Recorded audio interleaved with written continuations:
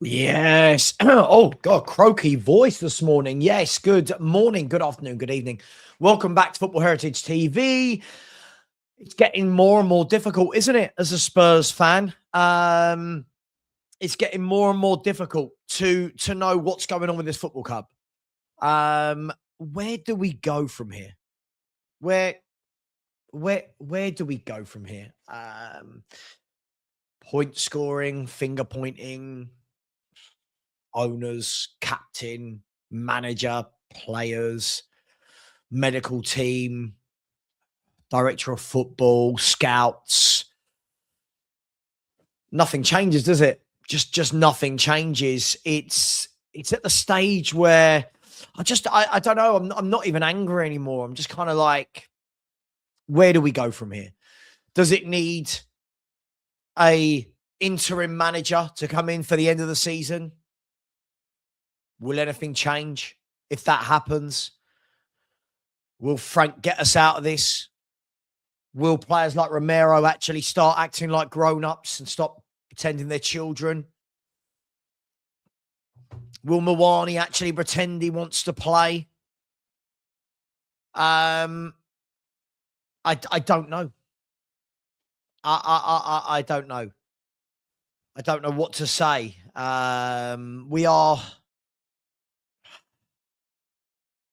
We're in a mess, right? We knew going into. We'll talk about Romero. We'll talk about the game in a minute, but we knew going into this transfer window that we needed bodies. We knew we needed bodies desperately, and they didn't want to do anything. We were told there's no one available that makes us better. There's no one available. Now, as I said, it doesn't matter which side of the fence you sit on, whether you're Enoch in, Enoch out, Frank in, Frank out, Romero as captain, Romero not as captain. It doesn't matter what side of the fence you sit on. We all knew going into this transfer window that we are struggling for bodies. And now after yesterday, we're still struggling for bodies, aren't we? We're still struggling for bodies. Romero is now out for 4 games.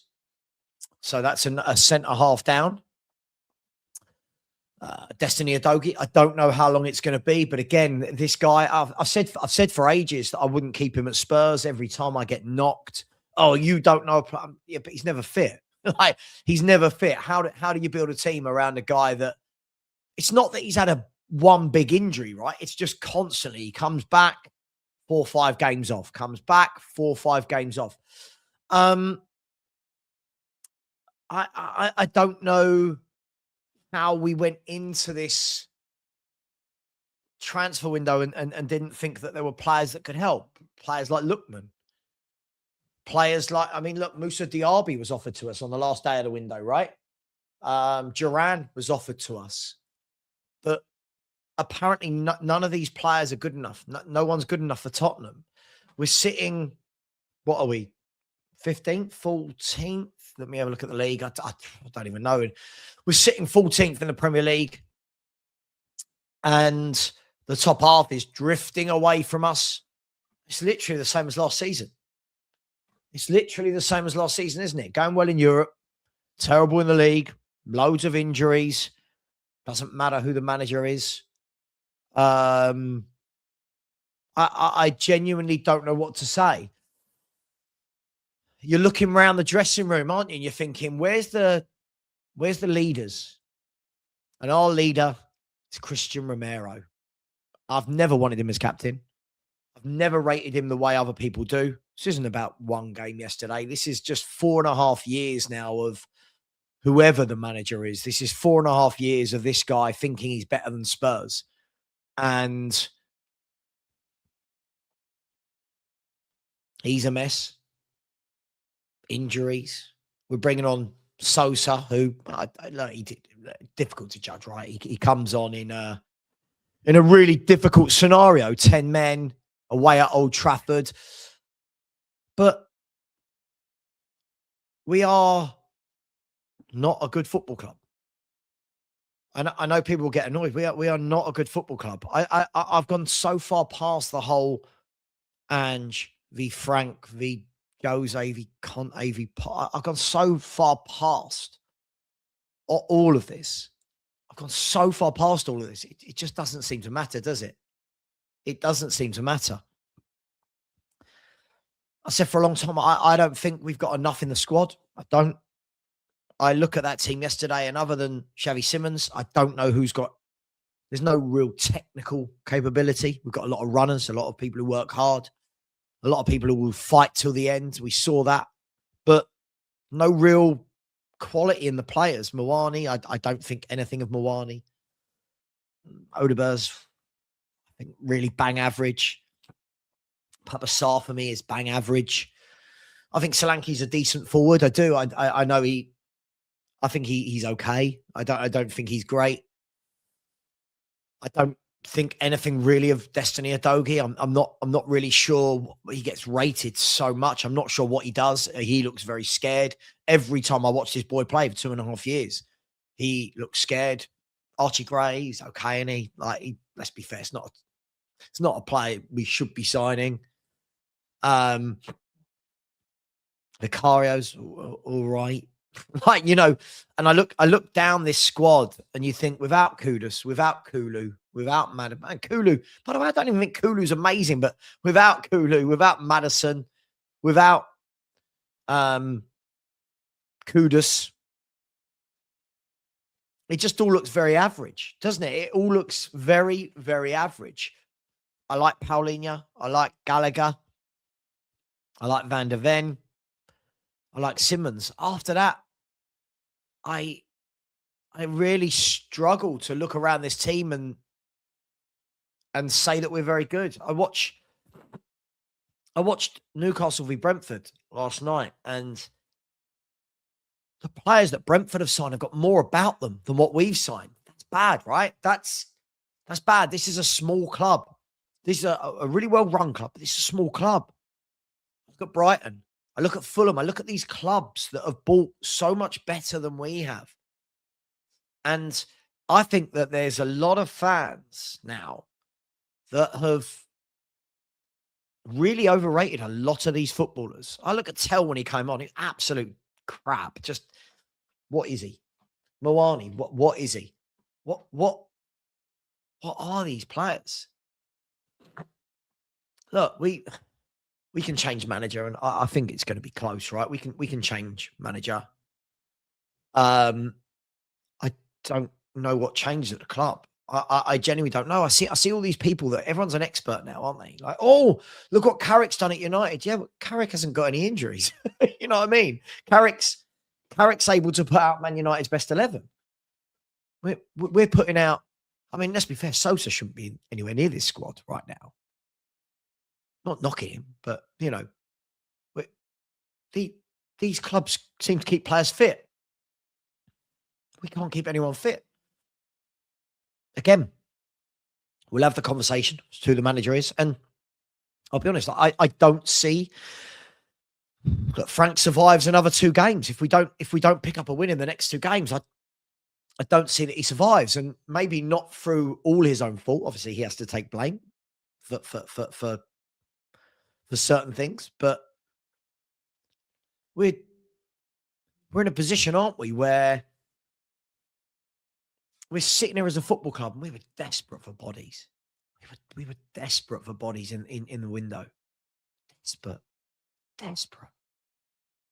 And we didn't do anything. Like, there was no loans. Like, no loans. And I think this is right, Paul. This is the problem now. When we're talking about, we shouldn't be below these clubs. These clubs have got better recruitment than us.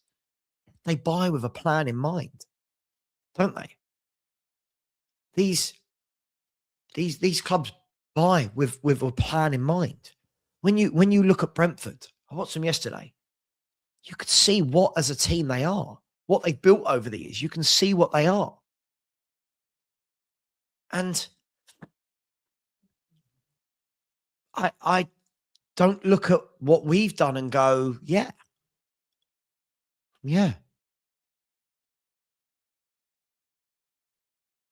I don't know what was Saar bought in mind with. Now I'm not blaming. By the way, I'm going to go through all the players. When someone signed Saar, what was the plan? When someone signed Gray, what was the plan? What was the plan when they signed Tell or Odegaard or Richarlison? What was the plan for any of it? I don't know. It's like we just buy players, but without a plan. I watched the highlights last night of Bournemouth. You look at that Rayan. Who scouted him? Looks a quality little player, doesn't he? Small sample size, but I look at these players and I go, yeah, I understand what you've done. And I look at Spurs from top to bottom. I know everyone just wants to lay blame at one person, but I look at Spurs from top to bottom. I mean, this is just a ridiculous comment, absolute ridiculous comment. I mean, I can't even bother to deal with idiots like that today. What's the plan? And I always talk about this, don't I? I always talk about the plan. And as always, there's no plan. We got to the January window. We tried our best. The owners really care. Sure. Okay. No one was available that made us better. I genuinely don't know anymore. It's why I've kind of lost the will for it. Like, I know everyone just wants to put out post after post after post to try and find a narrative that they were right or this didn't work. I don't care about all that. I genuinely don't care about that. My care for this football club. Honestly, I'm seeing so many YouTubers. I'm sure some of them genuinely don't care about Spurs at this stage. It's just constantly post after post to say I was right. Look at this. Look at where I want to know, where are we going? How are we moving forward? How are we moving forward?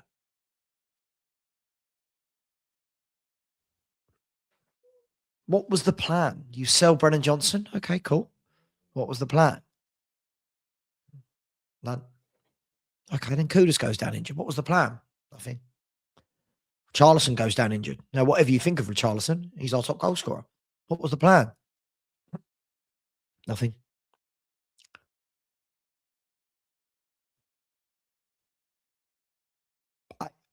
I'm so deflated with it. Like I think we all love Tottenham, right? We all love Spurs, but I don't even know what we argue about anymore. I don't even know what the answer is. Like, is it that you bring in an interim manager for the last 13 games? Hang on, let me have a look. Is it that you bring in an interim manager with 13 games to go? What changes? It is the new manager coming into a shit show? Is the new manager coming into a injury ravaged squad where he hasn't got any chances to implement what he wants? It's all well and good to, like, people talk about, oh, Carrick. Oh, everyone's an expert now. Oh, Carrick's the one we should have got. Sure, Michael Carrick's got all of Man United's players, isn't he? I don't know. I mean, mate, I'll have a look. I'm not sure.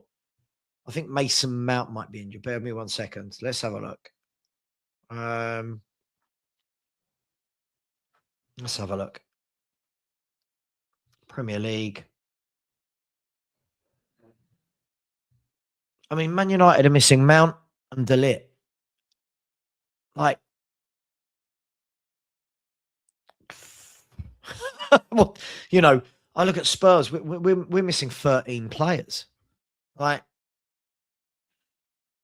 I don't know. What do you bring in an interim? If so, who?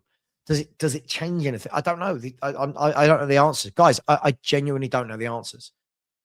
I genuinely don't know the answers. My opinion doesn't mean anything. I'm just a Spurs fan like you lot, just sitting here going, what do we do? I genuinely believe, I genuinely believe that I think Frank will go at some stage. I don't think you can keep not winning games. I don't blame him yesterday, but you can't keep not winning games. And I genuinely believe he'll go to a new club. I think he'll do well. I think he will do well because he'll go to a club uh, where they're well run. Thomas Frank needs to be at a club where it's well run, right? And he's come from Brentford where they're brilliantly run to this club, and nothing's run well, is it? Like nothing. Like the medical team, the scouting, the owners. Like what are we?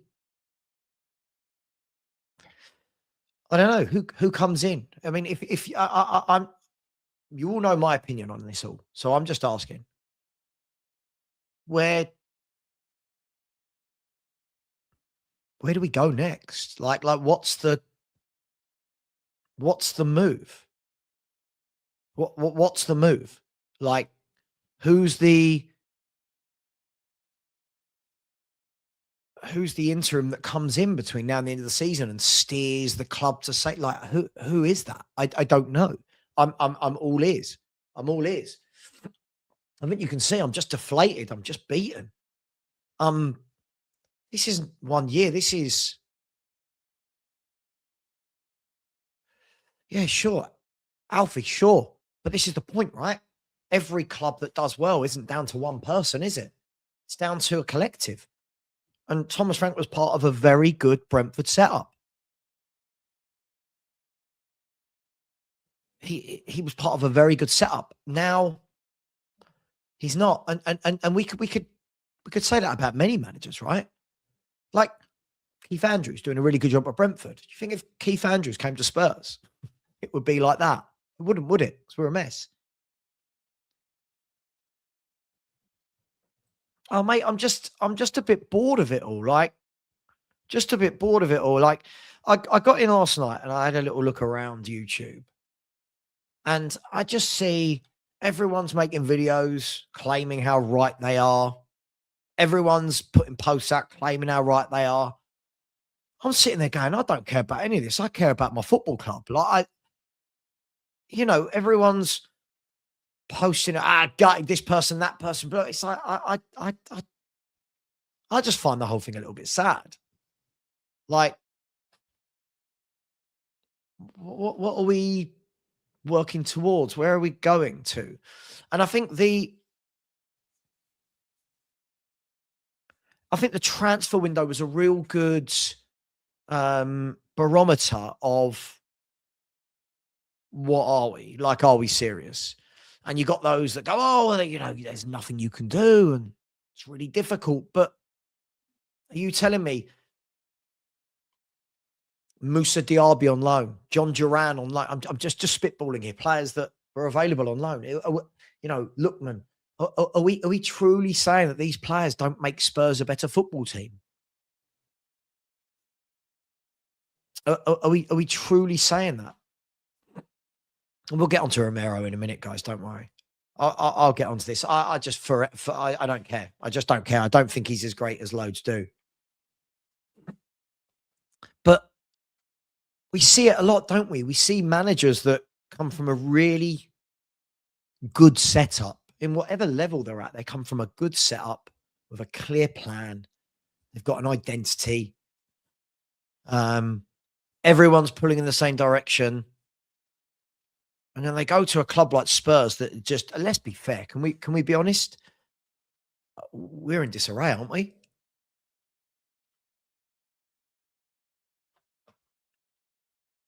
I mean, tell me if I'm wrong. We're in, as far as I can see, we're in complete disarray. I don't see any aspect of the club that's good right now. And that's not point scoring. Not me trying to be right about anything. I think you can all see I'm just dejected. I'm just so dejected from it all. And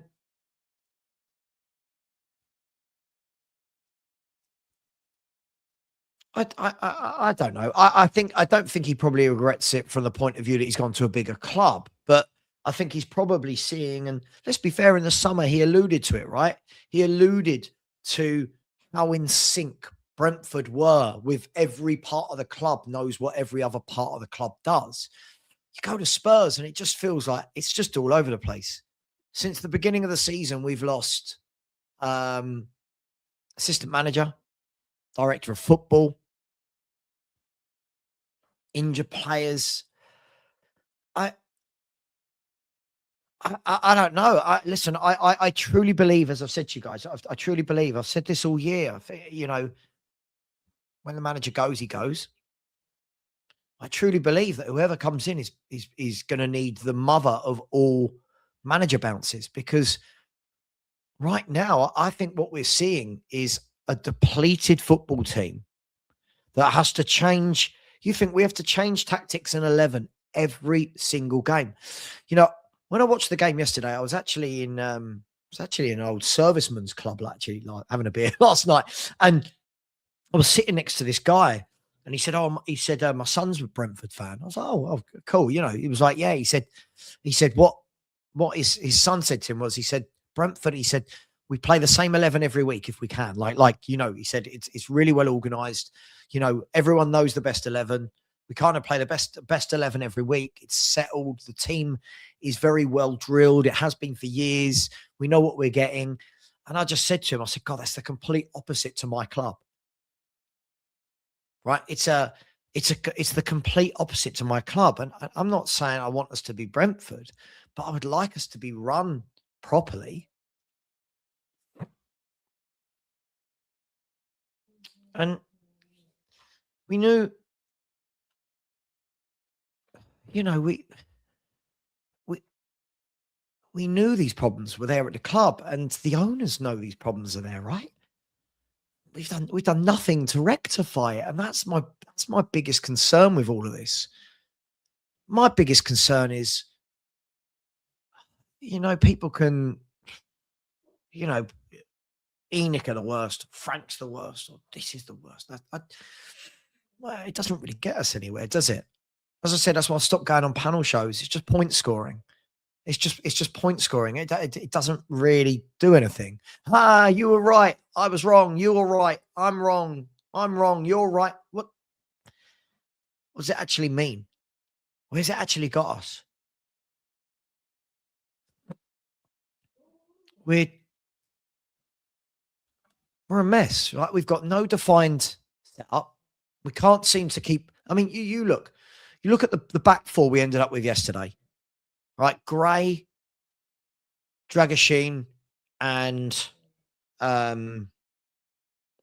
Sosa.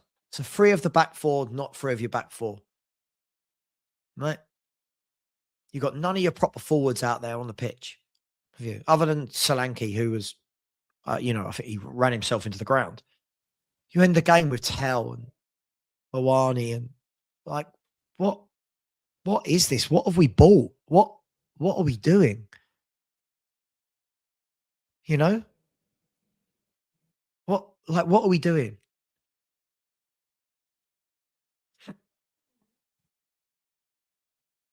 We've bought so poorly. So poorly. Everyone can try and everyone does this thing, don't they? They die on a hill for Odegaard or for Tell or for Gray or for Bergvall or for all of these players. They're not good enough. They're just not good enough. I didn't see anyone in the Brentford team that I watched last night anywhere as poor as Archie Gray. I'm not having a go at Archie Gray, by the way. He is what he is. He's just a steady, lightweight footballer.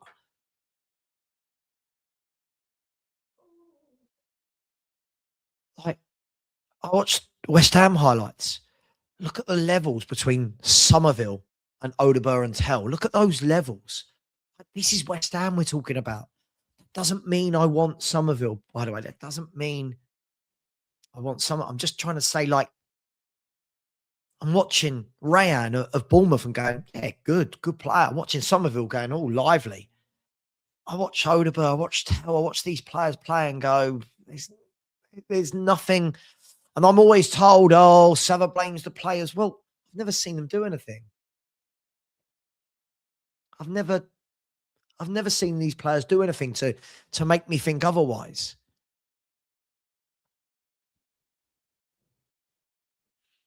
And you're right. I mean, if we go down, tell Odegaard and Gray, that for me would be where they shine. I don't know. I don't know about you lot. I'm deflated. I'm dejected. And it's not about one thing at the club. And this has been my point all season. I know all some people can do is talk about Frank. My point is we're just a mess. Like, I think we will, of course. Frank will move on. And nothing fundamentally will change. You might have a manager bounce, but nothing fundamentally will change. The new manager will come in. It will be a complete shit show. Half the fan base will like the new manager, half the fan base won't.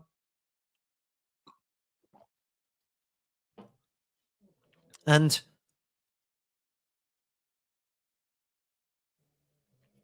we'll all be sitting here 6 months, a year, having the same conversations. We won't be in Europe next year. I think that's gone. I think it's going to need a really top run at the end of the season to get Europe. Can't see it. I genuinely can't see it. And there you go. Some people 5 and 5. You know, see, our wide men don't score goals.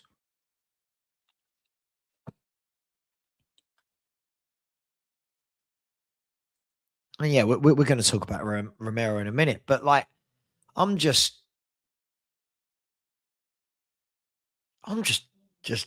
deflated. Like I'm just nothing's changed. This was one of my big worries in the summer when I was getting cussed on panel show. This was one of my big worries in the summer is that we didn't do what we needed to. And I was told by everyone, you're negative. Look what we've bought. And this was my worry. This was my concern.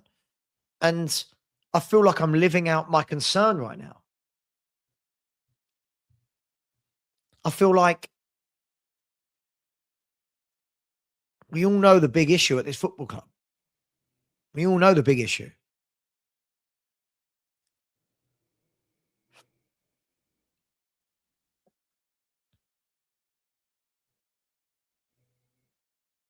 But everyone wants to fight each other, debate each other, and I'm right, you're wrong, I'm right.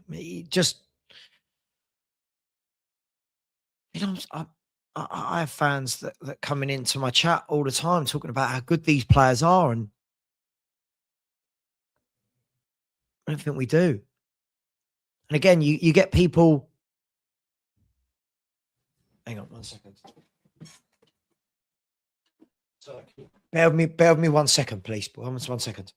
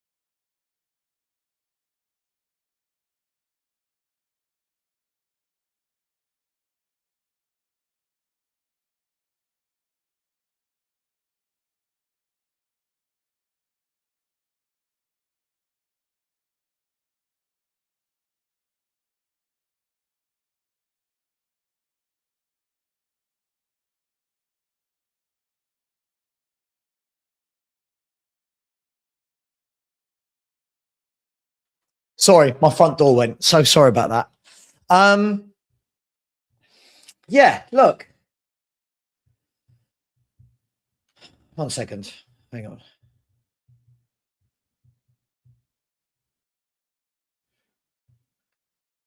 And like when I see comments like this, again, there's a huge difference. Like I don't understand the word gaslighting. I don't think it applies. But when I'm told I seriously underplay their quality, when have they shown it? People like this is what I mean. People like Jim don't get it. When you're saying I underplay their quality, when have you ever seen quality from Richarlison, from Solanke, from Tell, from Odeberg, from Gray, from Bergvall, from Sarr, from Adogi, like I keep hearing that there's quality there. And it's not about, again, this is the difference. But I can tell. I've had the privilege of working at two Premier League football clubs. And this is the difference between someone who doesn't have a clue what they're talking about. It's not about a worse squad than Brentford. It's about Brentford have bought over the years for what they need and what they are. We don't know what we are. We don't buy with a plan in mind. It's not about a worse squad, right? There are plenty of times where this happens, right? Where the collective are better than the other squad because they are a collective, right? Also, Brentford play one game a week and they can put the same team out all the time. They have no injuries, really. They can put the same team out. They've been built really well for a decade now, that football club. We haven't. And this is what always makes me laugh. It's not about gaslighting. It's the same with Brighton. Really well-run football club. They lose players all the time, but they build. Right? And agreed. And this is why when you actually, as I said, we did this the other day. Over the last 3 years, our average is something like 15th or 14th in the table. So when people like Jim tell me, oh, you're downplaying their quality. Okay, so why have they been that level for 3 years then if I'm downplaying their quality? No one can tell me when they've seen it. Let's be fair. Like Dominic Solanke, I've got no problem. Dominic Solanke's okay, right? He's a decent Premier League striker. He's decent. But it's just a bit... Okay, but again, look at this. So Savva, in fairness, 95% of the time, it feels like it's always on the players instead of people putting blame on a manager with a worse rate in the Premier League history. Sure, but Daniel, go back now for 3 years. As we said, for 3 years, this group of players has just lost time after time after time. This isn't about Brentford, by the way. We don't have a good scouting network. We don't buy with a plan in mind. Too many. I'll call it out. I think people like Daniel overrate our players. Sorry, I think when everyone's fit, yeah, sure. When everyone's fit, we're a European football team. When I'm seeing Papa Sarr, Destiny Adogi, Archie Gray, Vicario, right? When I'm seeing Odeberg and Tell and Mawani, right? Sosa. These aren't really good players. These aren't better than Brentford's players or Brighton's players, are they? And I know we don't want to say it. I know people don't want to say it, but why are we better than why are we better than those clubs? On what basis? When I watched yesterday, I watched Butara going forward for Brentford. He's better than Tell. He's better than Odeberg. He's better than Richarlison. Like, that's a bang average Premier League footballer I've just picked out there. Do you know what I mean? Like, sure, but okay, so I'll ask you again then. So tell me, when these players I'm mentioning have ever done anything where you go, oh, yeah, they're really good, and the managers aren't getting the best out of them? I've not seen it. All I hear year after year after year is excuses for the players. A Dogie with the right manager would do this. How many managers have we seen a Dogie under now? I don't ever see him do anything, right? Oh, he's really good going forward. No, he's not, right? But Gray with the right coaching what? He's a bang average young Premier League footballer.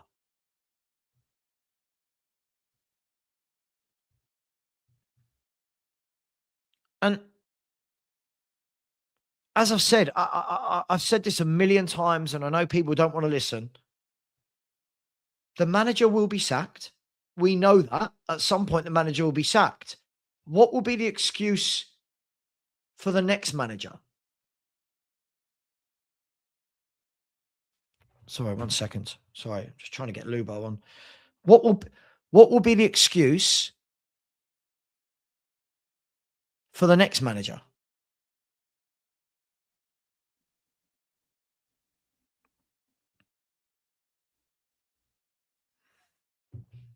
What will it be?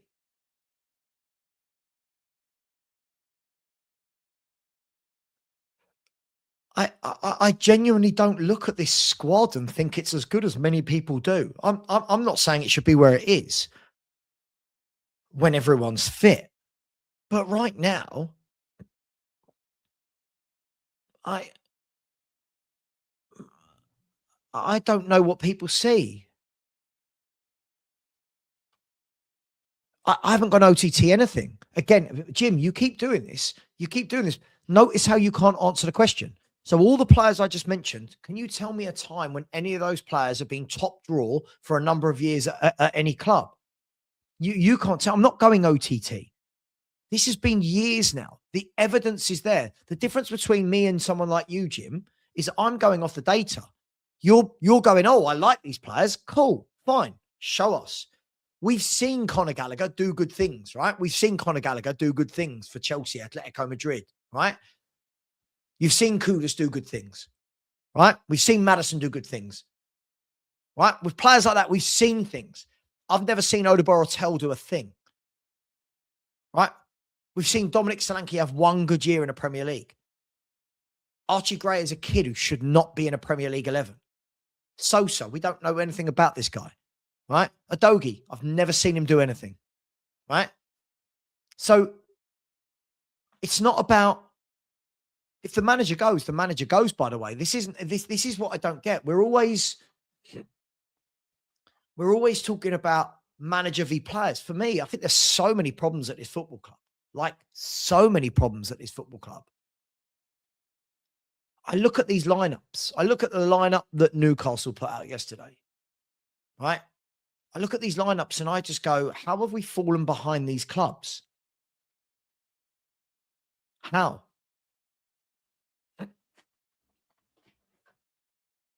I don't understand. And it doesn't seem to matter. It doesn't seem to matter how many times we buy poor players. We still have fans like Jim that think they're really good. But again, is he quality? Is he quality? So if he is, then we've got very different definitions of what the word quality is. Harry Kane is quality. Harry Kane was a quality footballer. These players aren't that. I look through. You look at that 11 that played yesterday. I know we've got no one else fit. Other than Xavi Simons, can anyone tell me a player in that squad with technical capability?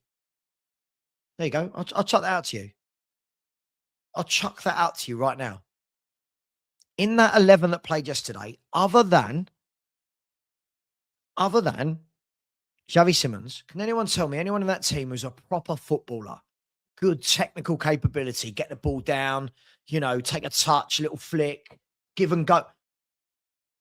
I don't see any of them. Oliver's not that guy. Solanke's not that guy. Conor Gallagher, that's not his game. Sarr, that's not his game. None of them other than him. Gray is not his game.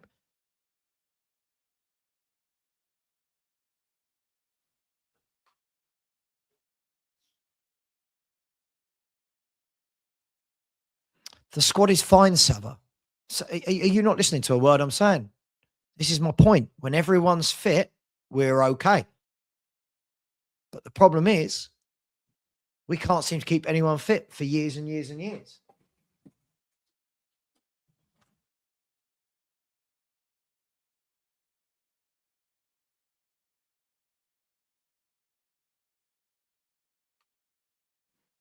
For years and years and years, we can't keep anyone fit. And my point is the players that we're having to put out on the pitch at the moment, quality just isn't there.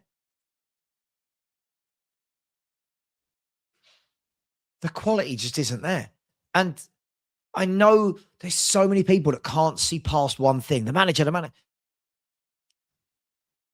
I fail to believe that Ange and Frank are that bad that these players just can't play because they're playing for those two.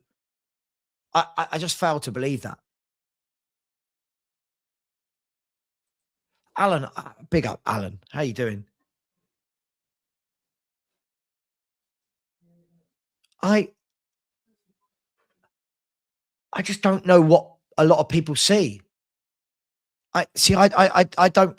Yeah, but I don't call people. I don't think it's about crap or world class. It's about for what fans want us to be. We've not bought the players at that level, have we? Right? Do you know what I mean? Like realistically. And again, I hate being this guy. I do. I hate being this guy. But when you look at that team, look at the quality throughout that 11.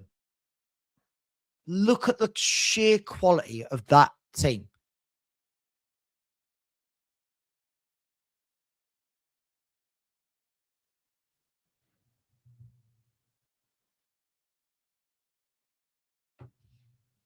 Now look what it's become. Now we're praising Papa Sars, Bergvals and Greys and Tells and Odebers, Romeros, Poros and Adogis and Vicarios. This is not a good squad of footballers. This is not a good squad of footballers. And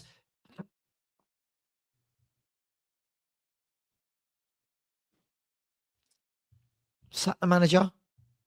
I've said a million times. I know people don't listen to it. I don't care if you sack the manager. But we're gonna slowly but surely see when the new manager comes in. After a new manager bounce, we're going to slowly but surely see these players will naturally fall back to losing a lot of games of football. You cannot lose.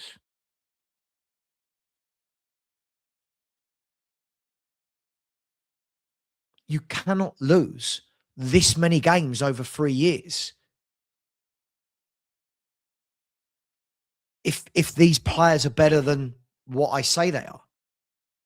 So many people, we can't put up a Man U or Man City 11. Okay, let's look at Man U's 11 from yesterday. Look at their front four compared to ours. Umbuemo, Cunha, Bruno. Like, look at the level of footballer they've got in their forward line compared to ours.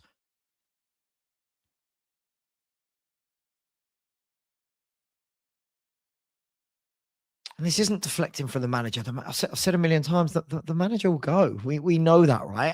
I don't know how many times I have to say that. The manager we know will leave the football club at some point. My issue with Spurs is much bigger than Thomas Frank. It has. I don't know what they buy in mind for. Like, let's be fair. Look at Mawani. Mawani was the ultimate panic loan signing.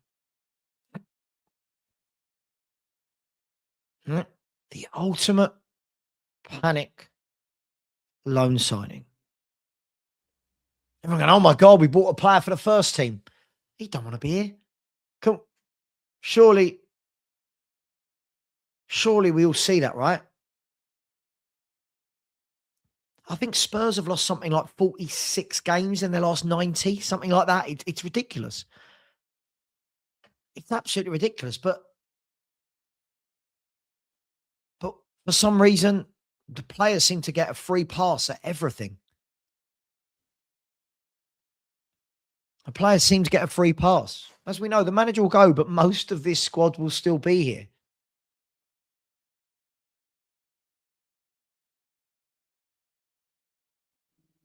And look at that. 45 losses in 91 games. Is that the league, right? Or is that just our last 91?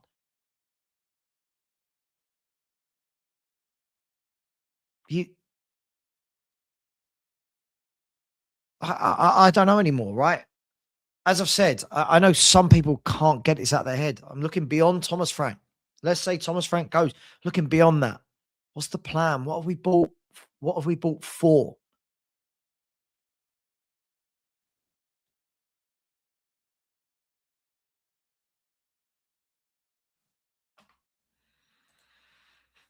Maximum Dance, how is it the board think that they did what was needed in January? Look, it's moments like that, isn't it? It's moments like that within the window, within a transfer window where you go, right, let's see, like some ambition, something. No, no one was available. Really? No one? No one was available? No loans? No one to help Spurs? Sorry, we didn't think that Lookman walks into this football team? No? No? Okay. It's negligent. It's incompetent. It's turgid. But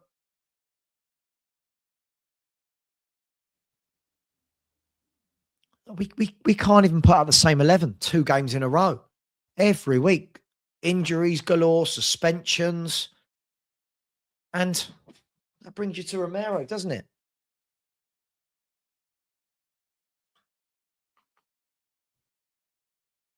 Oh, dude, see you later. I'm so bored. Anyone who's talking about Ange, see you later. Just go to another. I'm so bored. I'm so bored. Honestly, it's like a room full of children. It's so boring. This football club is bigger than Frank. It's bigger than Ange. It's bigger than Lang. What are we doing as a football club?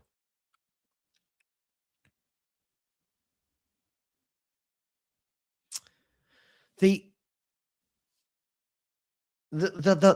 I mean, listen, this Romero scenario at the moment, it just kind of sums up Tottenham as a club. It sums up Tottenham as a club, doesn't it? Player comes out to be the hero. Oh, why aren't the club doing anything? Oh, yada, yada, yada. We've only got 12 players. It's ridiculous. Sure.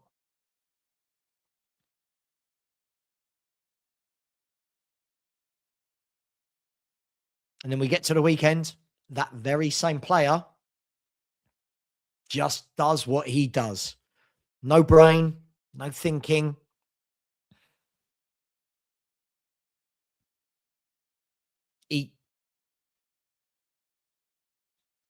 He can't seem to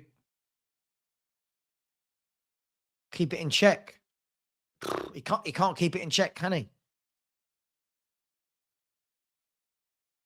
He can't realize that we're in a mess.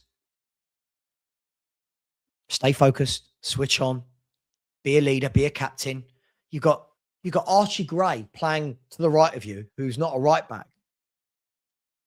Coach him through the game. Talk to him through the game. Nope. I'm going to go studs in, stupid tackle. I'm going to get sent off. And,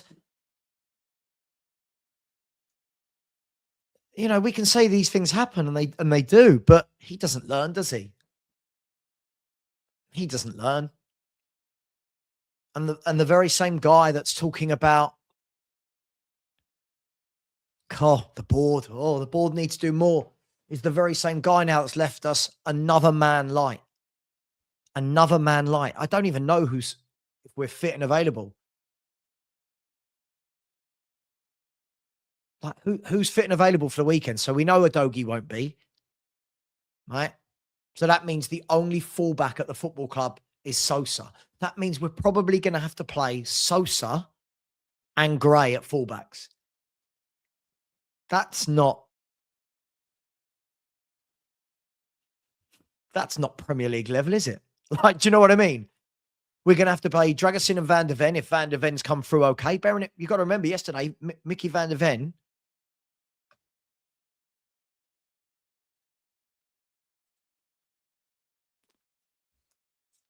was playing with injuries. Right? We're having to play, you think Solanke has been rushed back and having to play way more football than anyone who's been out for 6 months would normally. Radu Dragusin is now going to have to play every minute. Been out for a year. And this is a really good point, Daniela. This is a really good point. It's a really good point. West Ham attempted, didn't they, to strengthen. And they did strengthen. And tell me if I'm wrong, Daniela, but your form has coincided with the new players that have come into your team. Like Pablo and Castellanos. These players have come in and you look different. It's given you a different edge. It's not about, oh my God, they've scored loads of goals, but they've given you a different edge. So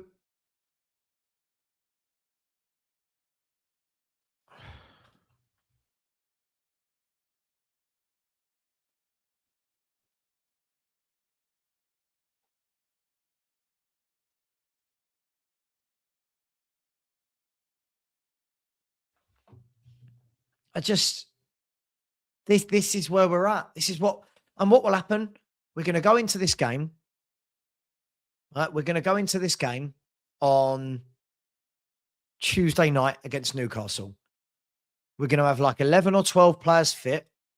And everyone will go, oh, I can't believe he's picked him. And you're like, what? Who else you picking? Oh, can't believe he's picked that formation. What else you doing? Like, what else you doing? I see people yesterday going, oh, he shouldn't have bought on Radu Dragusin. Sorry, your centre-back gets sent off. You don't bring on another one? No, I don't understand. I'm genuinely lost for words. Welcome, Lubo. Good morning to you, sir. How are you? Afternoon. Yeah, okay. I'm okay. Oh, it is afternoon now, isn't it? Yeah. Oh, I'm just so deflated with everything. It was a shame because they were doing well. They came back into the game from the 15th minute yesterday. United kicked off with early pressure, and then Spurs came into it. And they were, for me, up to the red cards, I was looking forward to a really good game of football. And that ruined it. But I think the problems, there'll be a lot of chat about Romero. There'll be a lot of chats about Frank. The big problem we've got at the moment is there's nobody on the boards who understands football that would see what problems we've got and will understand how to remedy them. And that's the big issue for me, bigger than anything else, bigger than any player. We've got a CEO who's enthralled to Lang and Frank. He's out of his depth, Vinay. And unfortunately, nothing's happening, nothing's changing. That interview with Lang that I saw after the transfer window had closed was nothing short of disgraceful. Disgraceful. We're throwing in a 19-year-old kid who's had a few days of training because we're so short. Yes, and I understand we've got a lot of injuries, but to bring in one player only who was a replacement for Bentancur in the transfer window, really, one established player, was just disgusting. So for me, that's where the fault lies.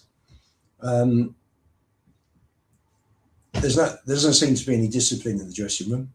You saw that with loads of players getting behind and supporting Romero's remarks about the hierarchy. That shows you that the whole thing's a bit out of control. There's no respect being shown anywhere, even if they're right.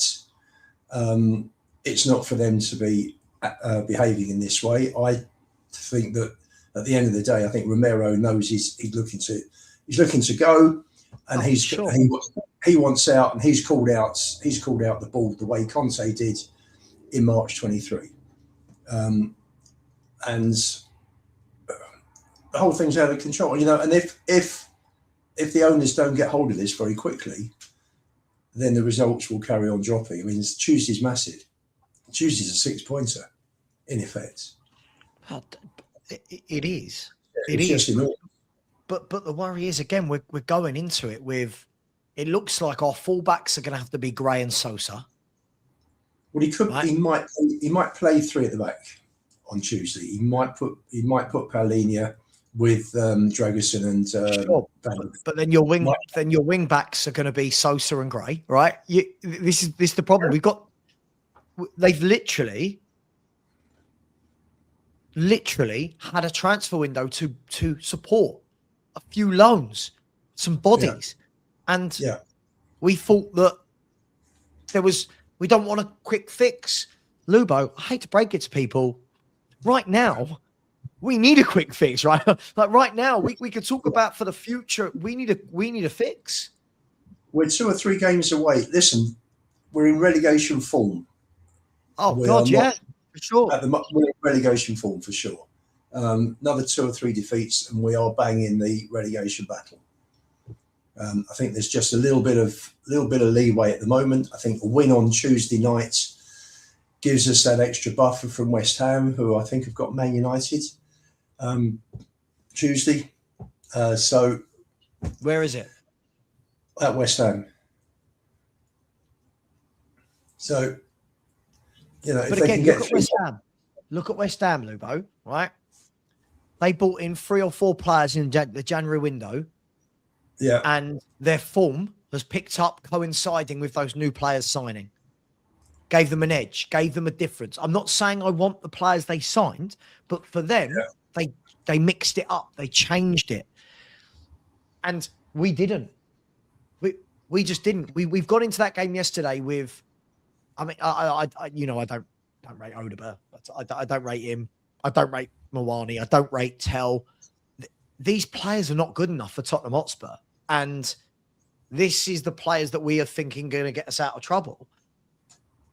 I'm so disillusioned by all of it, Lubo, now. Like, I just don't know. Like, as I said, maybe Frank needs to go and you bring in an interim. Who's that interim going to be? He's going to be whoever it is. He's going to come in and pick up an injury-ravaged squad, have no players to really do anything and implement. Like, where do we go from here? They need a new face in there. They've got to get a new face. Otherwise this will continue to spiral down. Well, you've got there's a few. Who would I bring in? Now I would bring Redknapp with a younger Defoe to take it. Because Redknapp, I think, he doesn't have to be running around in training, taking training. I think Defoe's good enough. He's got coaching badges. And you've also got Heisinger in there as well. So that's how I would start. You could bring back Chrissy Houghton. Hoddle probably not for health reasons. He hasn't managed for a while.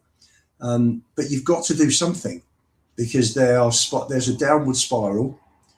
It doesn't appear that the players, you saw with Van der Ven and Spence, what happened after the Chelsea game with Frank.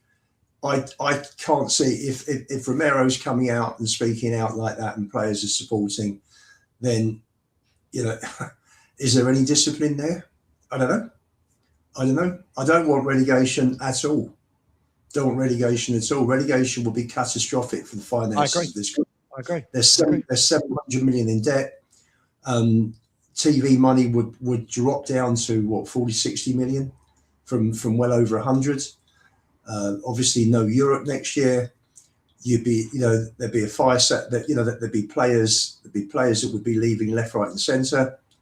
Relegation down with another, if they lose to Newcastle and Arsenal and West Ham pick up points against Man United and Bournemouth, which I think are their next 2 games, then we are banging it. We're banging it.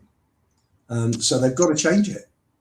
They should be changing it. I don't know what they're sitting around waiting for. They're listening to Vinay. Vinay's back in Lang and Frank, who have been, the pair of them. I do have sympathy for Frank because of the they've hung him out to dry on with the transfer window, injuries as well. I don't like his style of play, so I'm not saying I'm Frank in. I think he needs to go. I just think the club need a reset. They need some sort of bounce. Now there isn't a guarantee of a bounce. Are we going to get a bounce with the players that are available? That's my worry. Is if you look at it right now, Lubo, right? And it's not just that we've got like 12 or 13 players fit. When you actually look at them, Radu Dragusin's just come back from 1 year out. Okay. Right? A whole year out. Destiny Udogie had come back from a couple of months out. He's now injured again. I'm done with him, by the way. Right? He's injured again. Right? Dominic Solanke, 6 months out injured. He's now having to play every game. Conor Gallagher is not fit. He said the other day, didn't he? He's working back to fitness. He's not played as much football as he would like. When you look at all of this, Mickey van der Ven has been a couple of injuries lately as well. I'm worried that whoever this manager is, whether it's Frank, whether it's a new guy, my worry is that the 11 we're having to put out each week aren't even fit. And we're going to pick up more injuries, Lubo, because we're having to put the same players out every week. So, well, when you see how the players played in the first half last Sunday against City and how they played second half, there's more to give. There's more. You can get more out of these players. Sure, but not for 90 minutes. They're not fully fit. Right, but they're not going to be fully fit regardless. But if the whole place is toxic, if it's going downhill, you can't just say, well, there's this reason why it won't work and that reason why it won't work. You've just got to try something. You cannot just say, another YouTuber called Destiny. I think he's by the way, sorry, just quickly, I think he is an absolute waste of space. I don't even rate him as a player and he's never fit. I like him as a player, but he's always injured. And for me, I don't know what he does as a player. I don't know what he does. He is the worst attacking fullback I think I've ever seen. He is. I don't share your view. I'm different on Udogie. How many assists he got in his 3 years at Spurs? Can't cross a football. Doesn't. He hasn't played for any consistent period of time, has he? He's always been injured. Let's have a look. Let's have a look at Destiny Udogie and how many games. I disagree. Sorry, I disagree with you. I don't think he's useless at all. Sure, but okay. Destiny Udogie. Coming back to the subject because we've gone off. But anyway, 50. Destiny Udogie has played 66 Premier League games for Spurs and has 2 assists. He is fucking woeful going forward. Sorry, I'm not.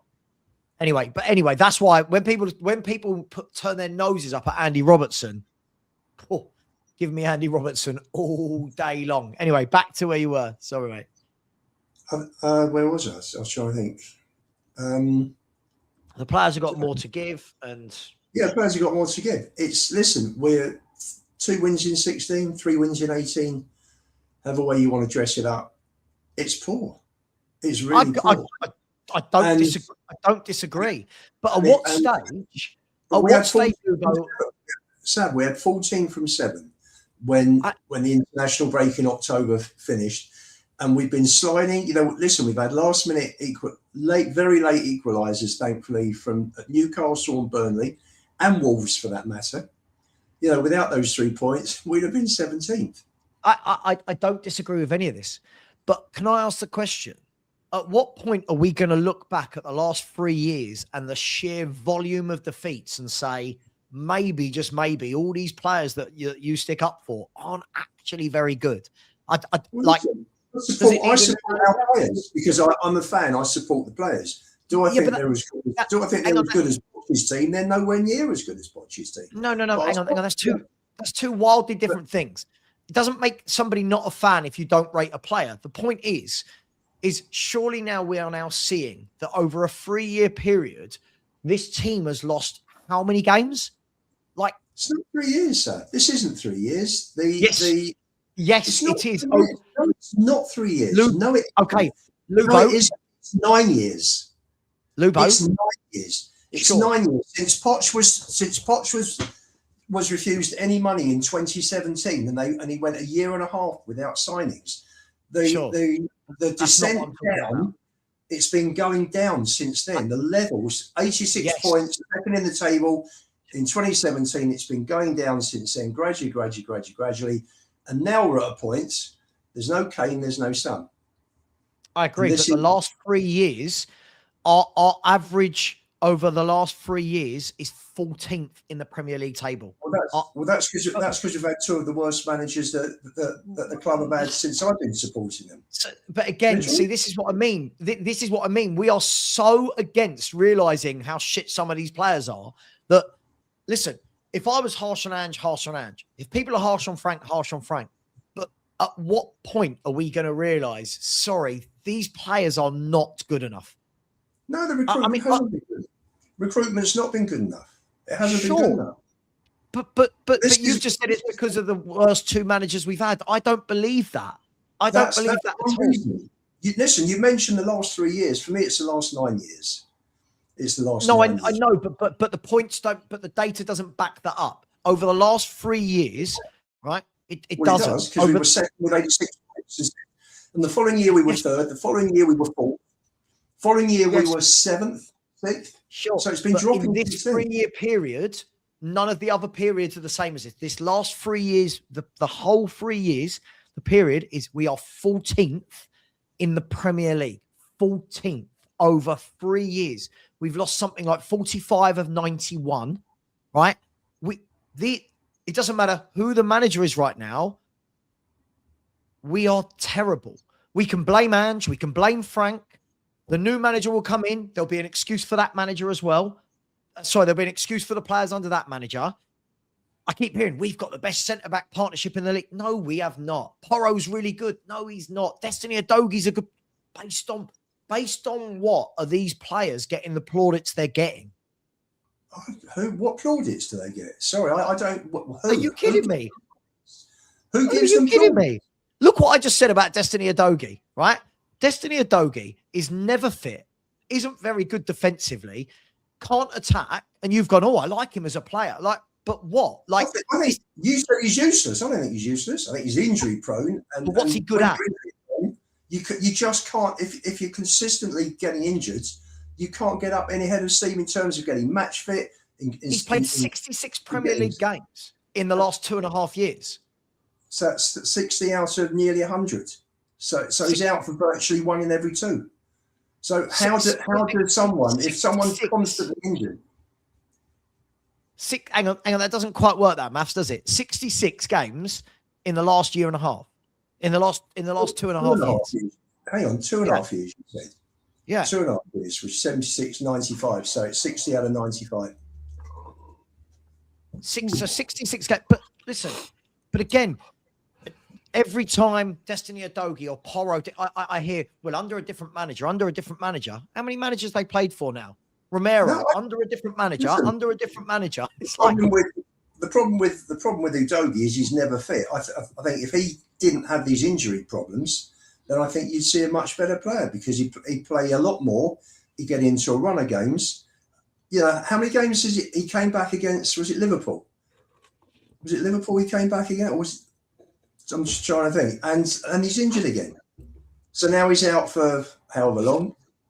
And it all starts again. Now, personally, Bentancur, Romero and Udogi would be the first 3 I'd sell in the summer. Who, sorry?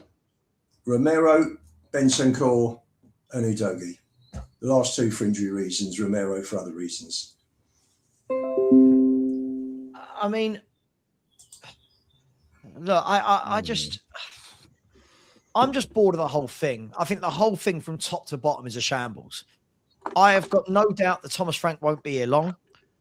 But unless we completely rip up this squad and start again, we're literally going to be back here this time next year. I don't know how many managers these players have to play for before we're actually going to acknowledge they're not good. Look, I just don't get it. I genuinely don't get what we are as a club. I don't know what we are. I don't know what we bought. That's the problem. I don't know what we're doing. Like someone should be asking the owners, what do you want from this club? What is it you actually? Why are you here? Are you here just to make money? Are you here just to build the amount of events that are going on at the ground? I mean, they're now up to the maximum of 30.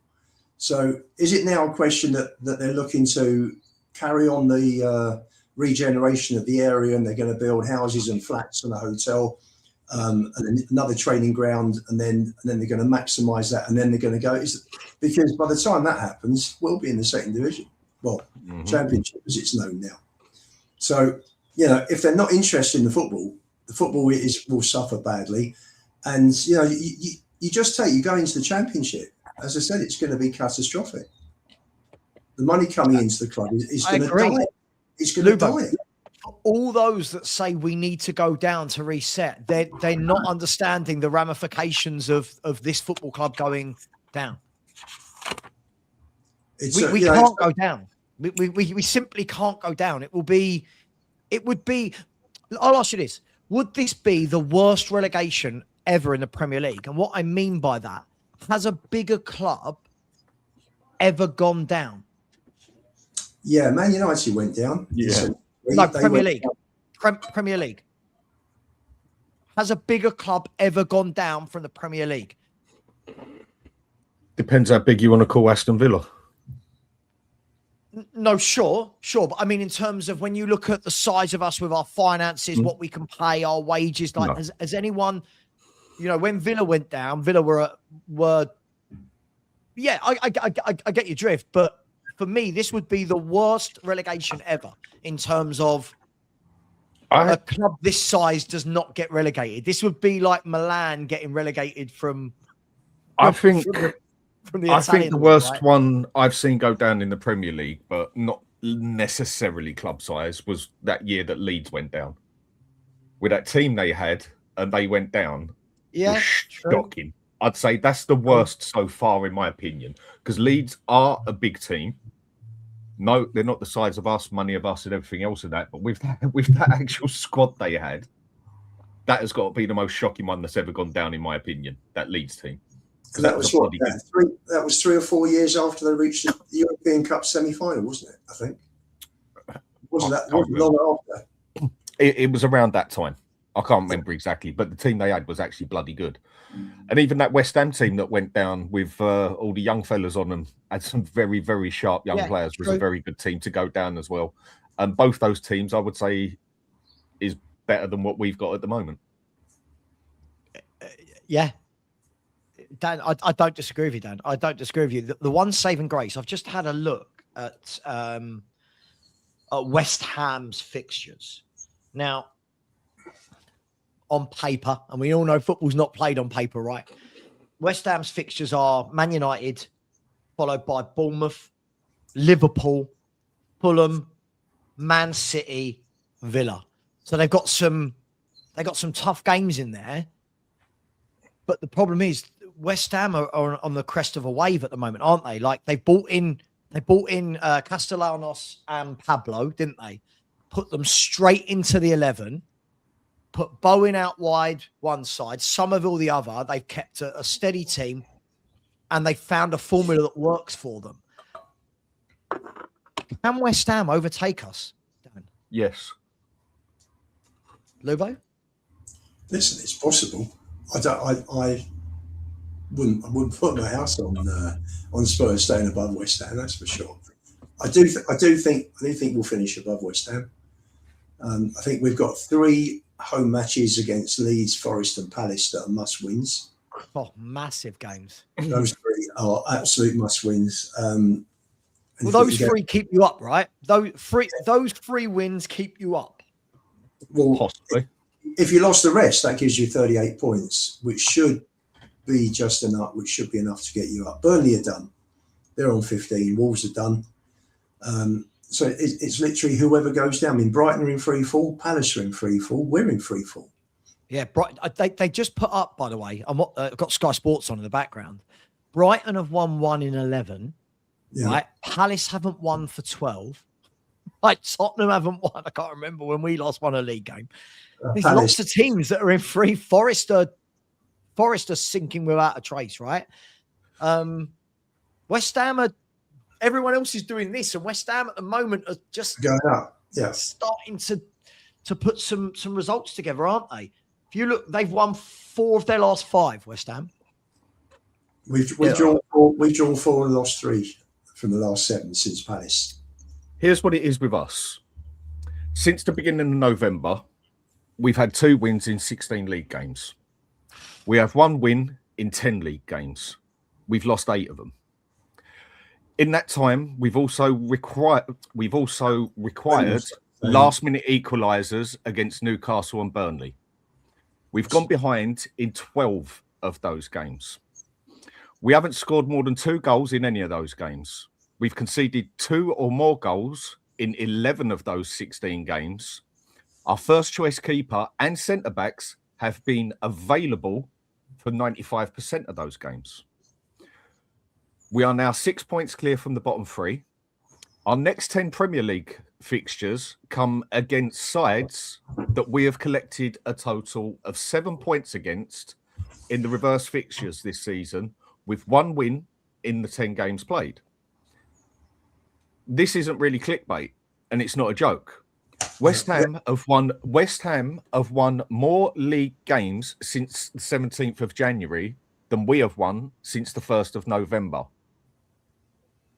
We're not too big to go down. And at any time, start believing something might come against Newcastle because they're not quite on form at the moment. I'm quickly reminded that we have won 1 home league game since August the 16th, and even that was 2 months ago. Yeah. The only fact there that's wrong, Dan, was 8 defeats in 10. It's not. It's What not. is it? I think Did I say 8? Yeah. I was just reading out what I had said. Yeah, no, I know you are. I've seen that. I've seen that post as well. We have lost 5 to. My mate sent it out to me, and I sent it out to the rest. 4, 5, 6. We lost 6. We've lost 6. We've drawn with. No, I think we lost 5. We've drawn with City. We've drawn with Sunderland. We've drawn with Brentford. That's 3. I think it's 3. Either way, we're in serious trouble. 6 points from 10 games. It's a mess, Isn't it? 1 win, 3 draws, 6 defeats. I just don't know who. Look, as I said, guys, if they sack him, they sack. I don't think they're going to, but if they sack him, they sack him. I genuinely don't know who would take it. Like right now, isn't this like a sinking ship? Yeah. Like if you're coming in as an interim manager, right? Aren't you looking at this and going, "Sorry, how many injuries you got? Oh, I don't know if I want that job. I don't know if I can get points out of that." You know what I mean? At the moment, we just got to scrimp and scrape our way to get whatever we can. And whatever way it's got to be done, it's got to be done. Doesn't matter how you play the football, doesn't matter what you do with the football, doesn't matter how dirty on there, even if you have to bloody cheat. We have got to get every bloody point we can one way or another, because relegation for me is a serious thing. That it's only going to take another loss and the other 3 get a win. It's going to be over our shoulder so much. We know this isn't a strong mentality-wise team. And the manager doesn't seem to look too great on the mentality side either, as what I've seen so far. Yeah, can we handle that? It doesn't look like it for me. No. I mean, especially when, sorry, I'm going to bring it to this, especially when, Dan, you've got your leader and your captain coming out and complaining and throwing a hissy fit during the week, and then goes and adds more fuel to the fire by leaving us with even less players because he's got himself banned for 4 games. I mean, I'll say it straight. He's a prick. Simple as that. I think he's an idiot. I do. I don't think this is a cap. Listen, I know Lubo hates it when I talk about Romero. I've never thought he's all that anyway. We should sell him there. For me, you can't be the man who's the resistance and then go missing when the bullets start flying. Agreed. That's exactly what he's done. Agreed. Do you know what? Like, if he had said what he said on Monday, and I don't really care about the debate of should I get that, but if you're going to say that, you need to be a shining example on the pitch. Do you know what I mean? Like, if you're going to turn around and go, "Oh my God, we're all out here dying for the cause," and these owners, I know he's not said this per se, but we're dying for the cause. They've left us with no bodies. Look how well we're all doing and we're fighting. And then he goes and does that. And let's be fair, Dan, this isn't out of character. It's not like this is a one-off. This is Christian Romero all over. This is what he does. In the first 5 minutes yesterday, Dan, he went running into midfield like he always does and clattered someone. And you're like, oh my God, Christian, you don't need to do that. 20 minutes later, studs up, clear as day red card. And you're like, what the? This is the just thing him, is though, with Dan, it. right? Yeah, the thing is with it, there was no malice in it. There was no aggression in it as such. If anything, that is where you get the difference between, how shall I say, a hot-headed player and a player that's got the brain on his shoulders to know what he's going to do the split second before he does it, if you get what I mean. You know, like where you get a playmaker who knows what he's going to do with the ball before he gets the ball, and then you've got the one that isn't as good because he has to think about it when he gets the ball. Romero doesn't think about it and just does it, basically, when he should actually think about it for a second. There was no need to even do the tackle. If anything, he should have just run into the player and knocked him over. He'd have probably got a slap on the hand for it, or he might have got a yellow card for it. He should have just steamed into him and knocked him over. There was no point going in with that tackle. I mean, he didn't go in with his studs up. His studs came up. That was down to, for me, that was just down to momentum. The way he went in to kick the ball, his studs were going to come up anyway because he totally missed everything. He didn't go in studs up. There was no malice in it. But knowing that that happens quite easily, and the position he was in, he didn't really even have to make the bloody tackle. You'd think a world-class player, a World Cup winner, this super defender that a lot of people claim we have, who I still think is the most overrated player we've had at the club, but I still think he's quality on his day, but just not many days. It just shows that is a bit of a liability. Now, if he only pulled that stunt off here and there, you know what? You could put it aside, like a Roy Keane and stuff like that. Or he does it a couple of times and then it doesn't do nothing for a good few months. You could put it aside. I think he's got the most yellow cards this year, if I remember right. Yeah. And over the past 4 games, if I'm going to be honest, I think he's been terrible in defence.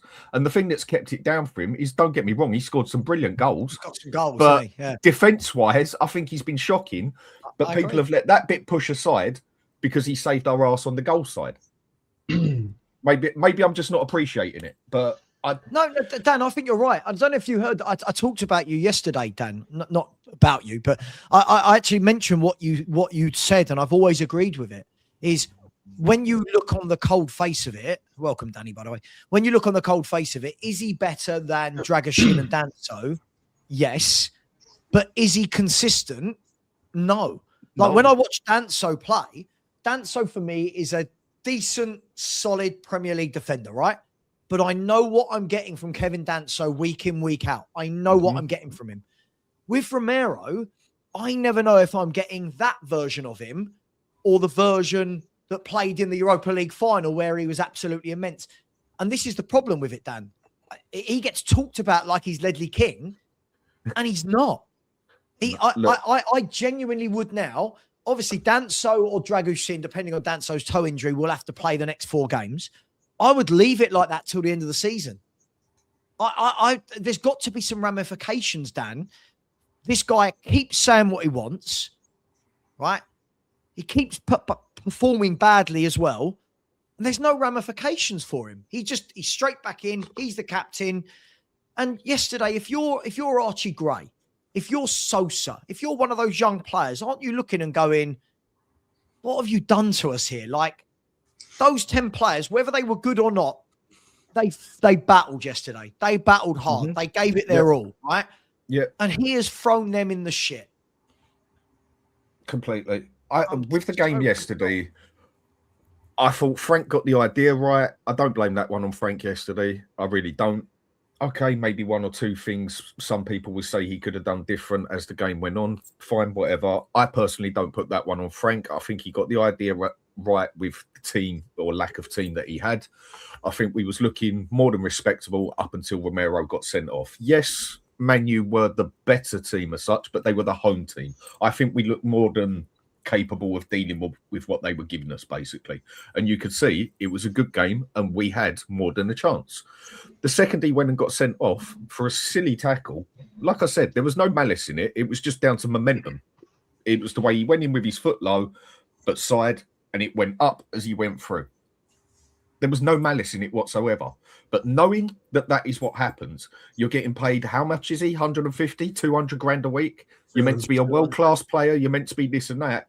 You should have the knowledge about that sort of thing. Same as if there's 4 or 5 people standing in front of you, you don't go in for a bloody tackle putting your foot up because you know you're going to kick someone's foot. That's just common sense.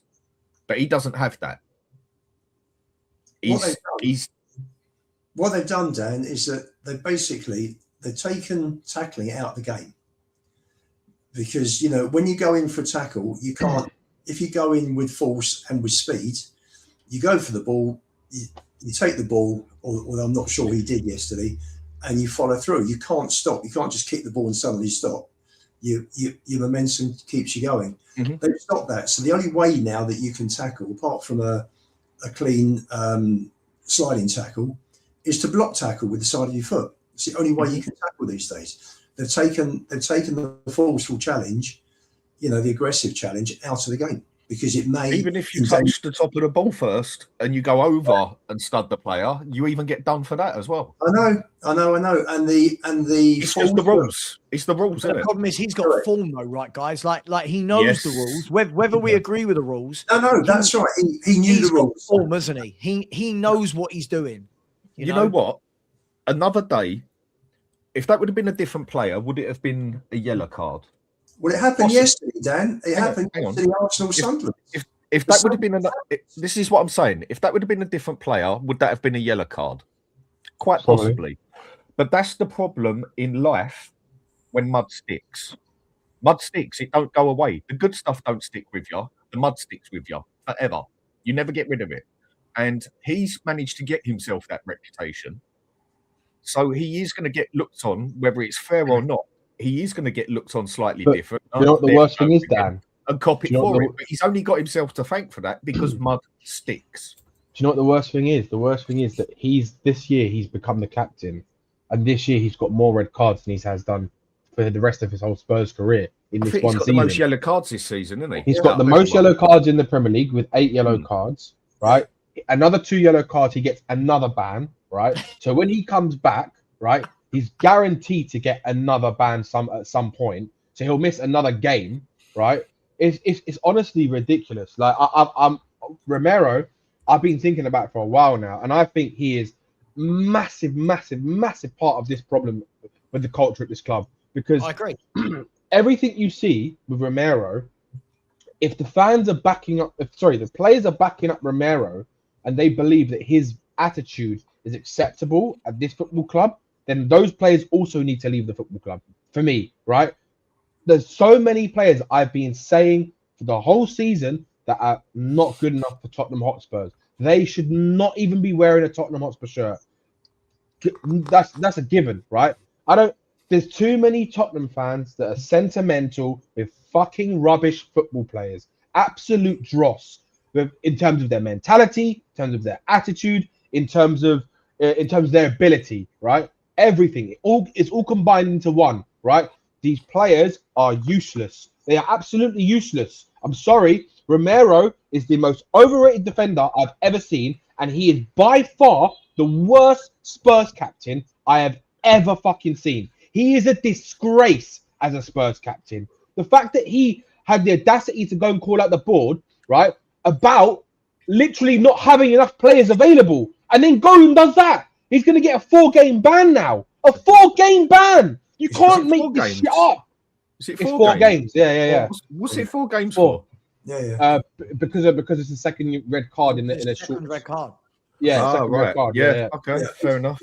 He's available again. He's available again for Anfield. So he's out for over a month. Yeah, he's going to be out. He's going to be out for over a month, right? And then he'll come back. He'll come back for the first 2 games. He'll get 2 yellow cards, and then he'll go and get another fucking ban.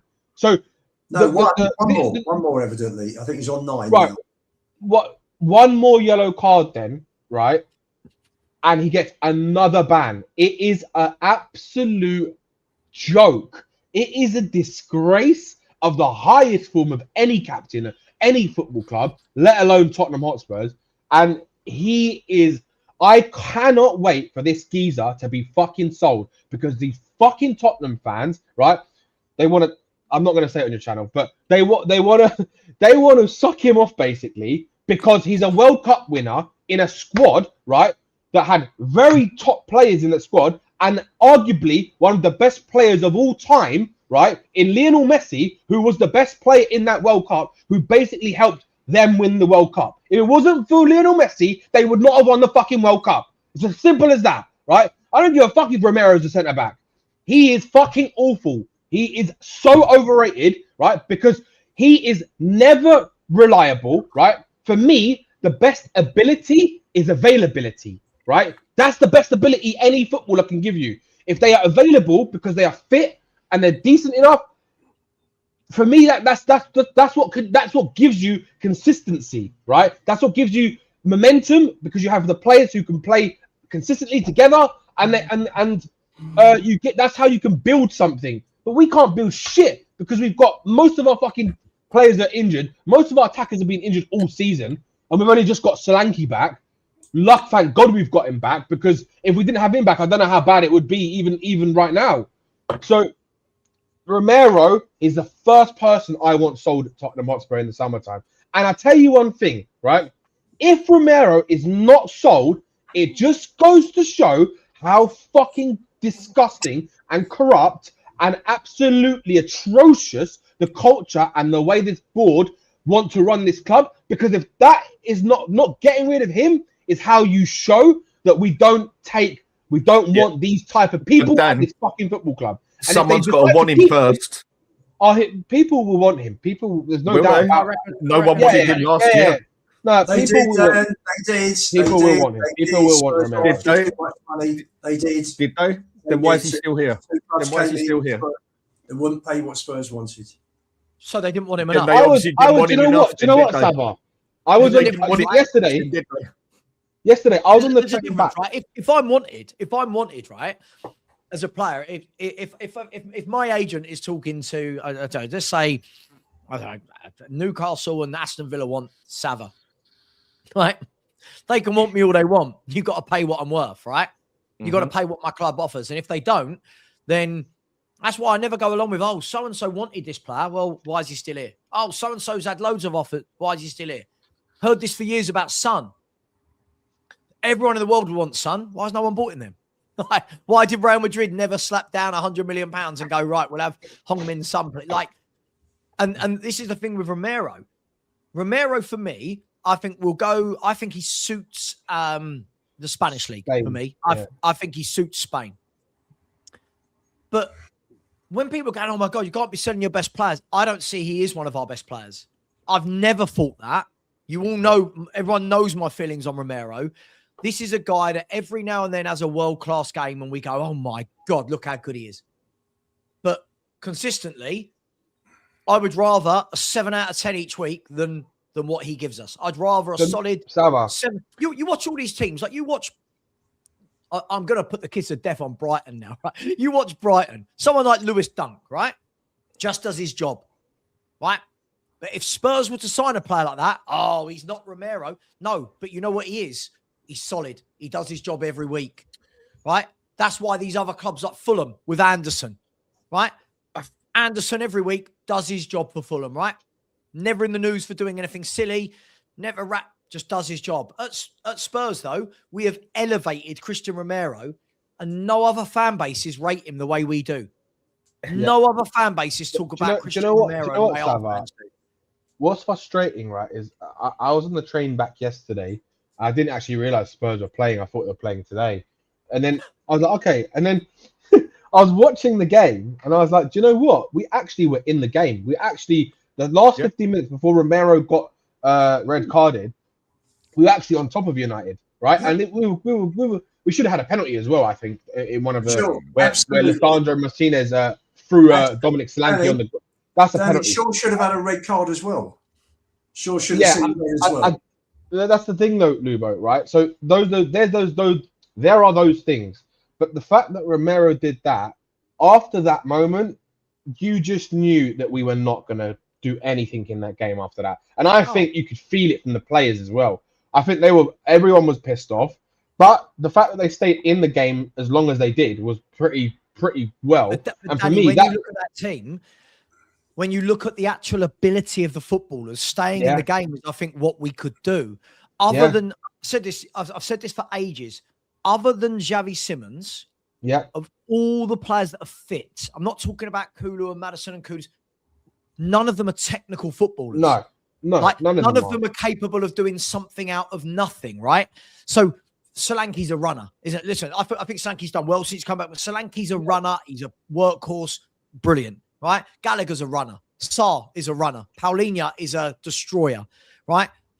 Simmons is the only one with that little bit of let's get the ball to him, and he might that bit of guile, that bit of flair. Yeah. So I didn't think at any point we'd come back into that yesterday. I didn't either, and I think as well, Sav, when you look at it, like I know I was watching a little bit of your show yesterday, and one of the things you said, it was so spot on because I saw it, and I'm going to say it as it is. Stell is the most delusional person I've ever met. The fact that he was blaming, no. I heard him on. I heard people talk about him on yesterday on Will Tottenham TV. Stell knows me. I'll call him out for it. His take on blaming Thomas Frank yesterday is an abominational take. It is an abomination of a take. That is ridiculous. And the fact that he was backing up Romero after what he did yesterday, I don't respect his fucking football opinions anymore. That is ridiculous. Romero has fucked us up truly, because as much as he is a liability and inconsistent, he's still a decent defender when he's playing well, right? Look. And the facts are that when he is playing, we seem to do better. But in the last couple of games, I agree with what you said, Dan. He has been shit, right? And the only reason that people are talking about Romero is because he fucking made the mistakes to cause the goals, and then ended up having to rectify his mistakes by scoring the goals.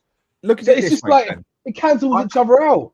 I called it out a long time ago, and this is one thing me and Savva have agreed on for a long time now, that Romero is not as good as people make out. No. On his day, he's as good as anybody out there, but he has lack of days. Now, for me, you go and get Danzo, you go and get Romero. Given that they're both fit and they get 38 games in that season, you have a scale, a game of 1 to 10. I bet you by the end of the season, Danzo has more points than Romero. Yeah. Now, people say to me, that's crazy. Danzo ain't more capable. The reason Danzo will have more points is because he'll have more consistently of a 7, a 7, a 7, a 7, with maybe a 6 and an 8 and a 7, a 7, a 7. Whereas Romero, you'll have a 10, a 10, a 2, a 1, a 5, a 6, an 8, a 9, a 1, a 2, a 7, a 6. By the end of the season, I'd be willing to bet money on it that Danzo, if you go by a point scale over 38 games, would have more points than Romero. On his day, Romero is quality. No ifs or buts. But he has lack of consistency. Yes, he does turn up on massive games, cup games, whatever. Oh, great. Well, thank you. You can be bothered to turn up now. I'll give you a blue Peter badge as well if you want, mate. If you want, I'll give you a blue badge for your bloody car as well. And on the next bit with it, his attitude, he seems to think he's bigger than the club. He seems to think he's better than the rest. Yeah. The annoying thing is with him, in a lot of ways, he is what I want in a captain. I want my captain to be aggressive. I want my captain to get stuck in. I don't mind my captain getting sent off now and again if it's for, I don't know, puts in that dirty tackle on a player that took out one of his mates basically with a dirty tackle. Okay, people wouldn't agree with that, but that's just me. i.e. a Roy Keane.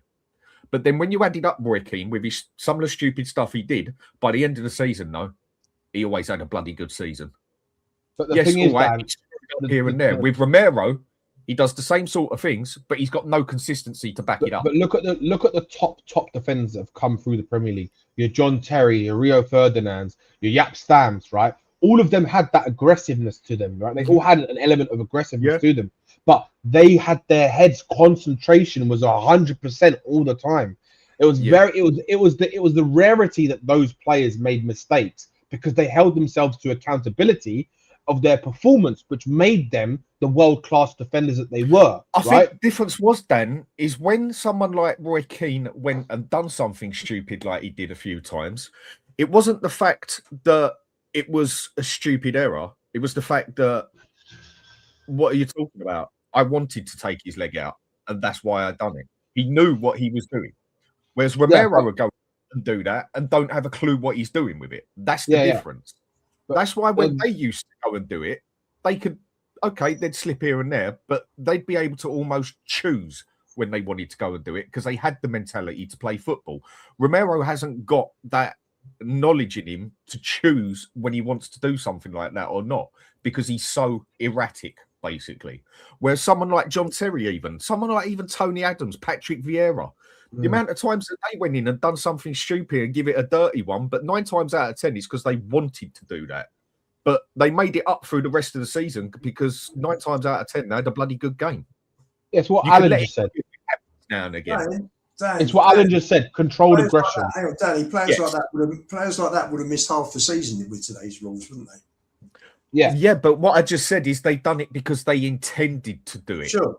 And so does Romero. Don't do it. No, he doesn't. he doesn't intend to do it. Most of the time, he don't. He knows when he wants to do a player. Yeah, he is doing. He is. He's Brazilians, Dan. It's the Brazilians all the time. It's always the Brazilians. Always. Isn't it? And how many? What? So he intended to do that yesterday? Not yesterday. And many a time he's going to have done it and he didn't himself. mean to do it. Many a time he's done it and he didn't intend to. Yeah. That's the difference between a player doing it with controlled aggression, like someone said, and doing it because it's just out and out emotion. If you let emotion control your life, whether it's football, whether it's whatever, and make your decisions for you, a lot of the time you will make the wrong decisions. Yeah, which is what he's done. Which is what he does. Can I ask you though, do we miss Romero when he doesn't play? Like, I keep seeing that we do, but all the games where he's not played and not either a dance or a come in, I don't ever go, oh my God, look at the massive gap Romero's left. So, for example, if you look at that first half against Man City, now none of them were great, right? But for me, when Relegation got the ball, you could see him, right, going, come on, quick, let's move the ball quickly. When Romero gets on it, he wants 4 touches, 5 touches, 6 touches, 10 touches. Does like, lazy oh pass. my God. Like, come on, speed up the game. Relegation got on with it. Right? Danso gets... Go on. Go on. I'll answer that. We're high up and we can see it all. And Romero's looking and you can see there's just no movement. Hang on, but the other players do it. Mickey van der Ven moves it quickly. Danso and Relegation move it quickly. Romero, for me, because he's got that good pass on him, gets so protected. The number of times where we've got the ball and you're like, come on, keep it moving, Romero. He's wandering, he's walking slowly. I genuinely don't think we miss him. I genuinely don't think I've ever watched a game and gone, God, I wish Christian Romero was playing today. Vertonghen, out of Ireld, class, right? You knew when they weren't playing. When Romero doesn't play, second half against City, thought we looked better at the back without him. Yeah. Yesterday, I thought Relegation was excellent when he came on. Didn't do anything wrong, right? Romero, for me, gets so protected because he's won a World Cup. Oh, God. I'm so bored that this man won a World Cup. Lionel Messi won the World Cup. Who are we kidding? Lionel Messi won the World Cup, right? Greatest player of all time. I'm not bothered. Get rid of this guy, right? And I think I don't know whether Dan, you said it or one of the two Dan said this.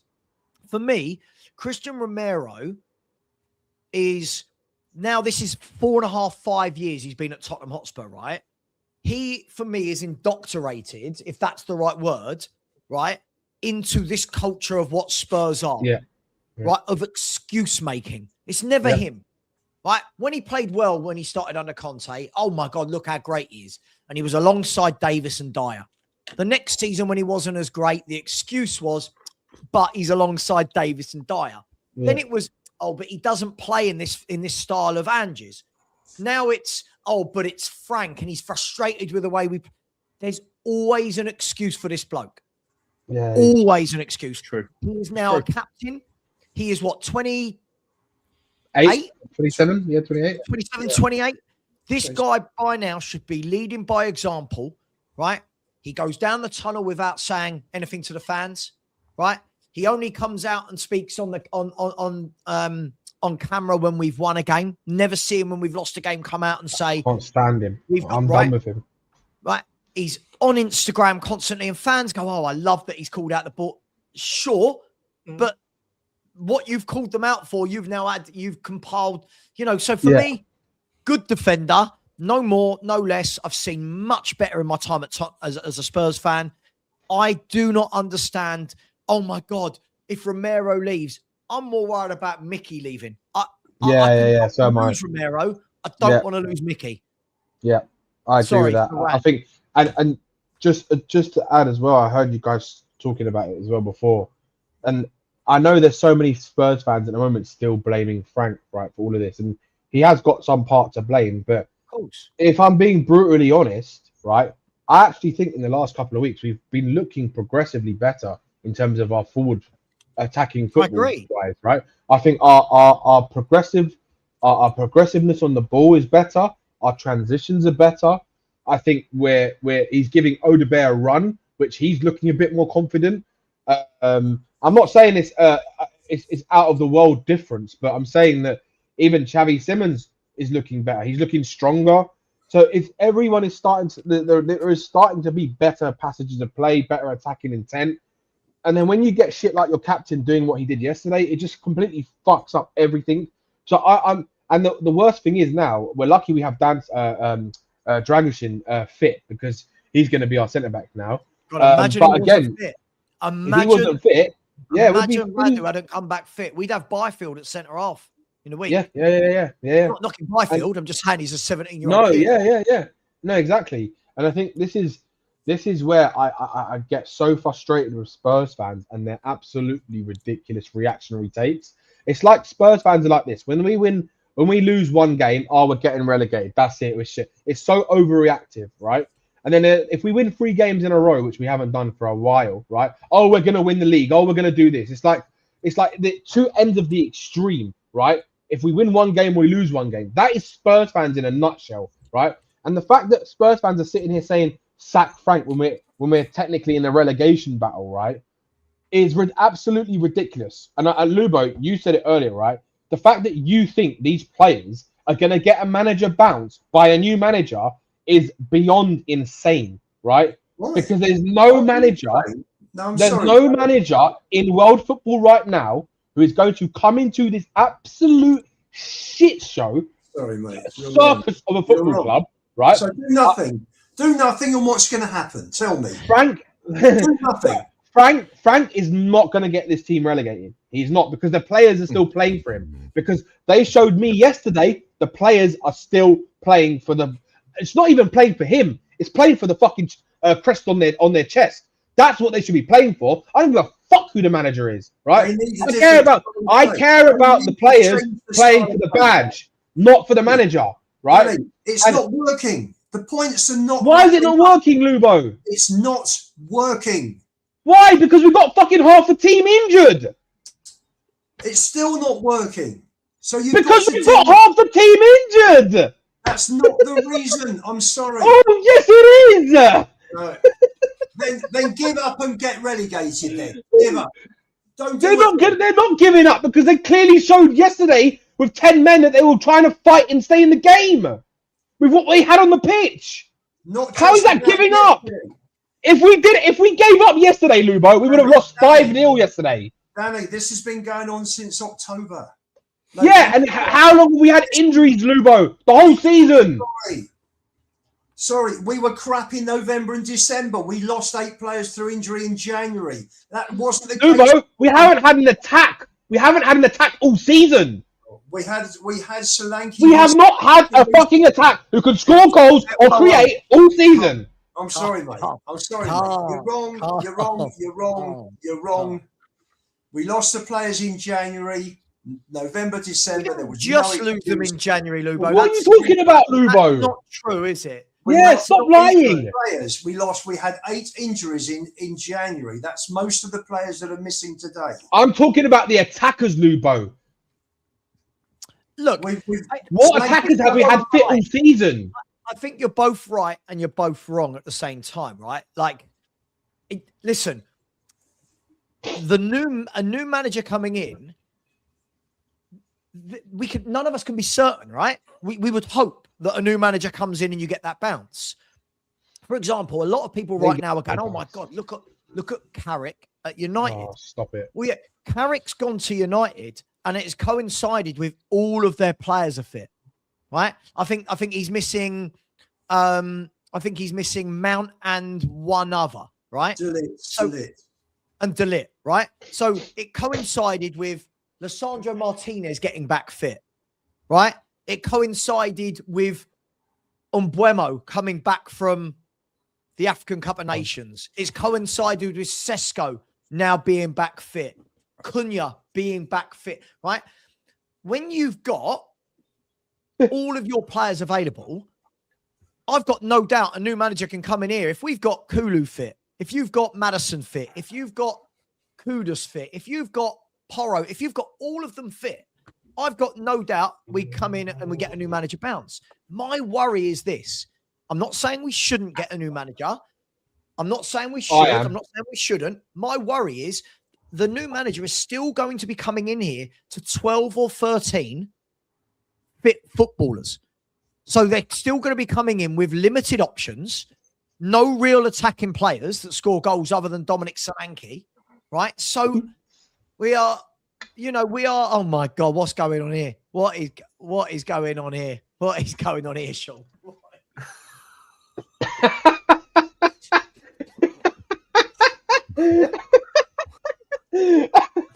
What is going on here?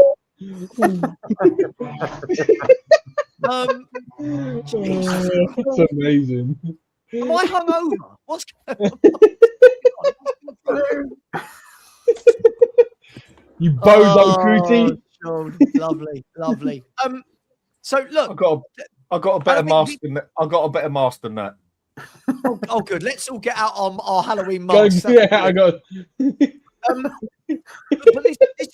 this is the thing, right? I'm not saying we shouldn't get a new manager. I'm not saying we should. My worry is, what if a new manager comes in, nothing really changes? What will then people like Lubo that are saying it's disgraceful, we have got the players to play better? What will we say then?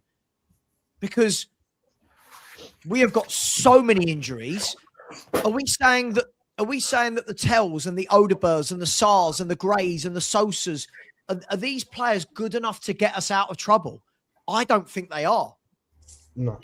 That's only my opinion. Only my opinion. The senior players will do more. So maybe they'll do more. Because why are we expecting? We should be expecting the senior players to do a bit more rather than the kids. But when you actually look, when you say that though, Lubo, the biggest problem we have is scoring goals, right? And when you look at the senior players, you would say Solanke is scoring goals. Right? What is going on here, right? What is wrong with you lot? You see what Tottenham is doing to everyone, Savva? What is it? You're mad. But who, Lubo? Like, Solanke's come back and scoring goals.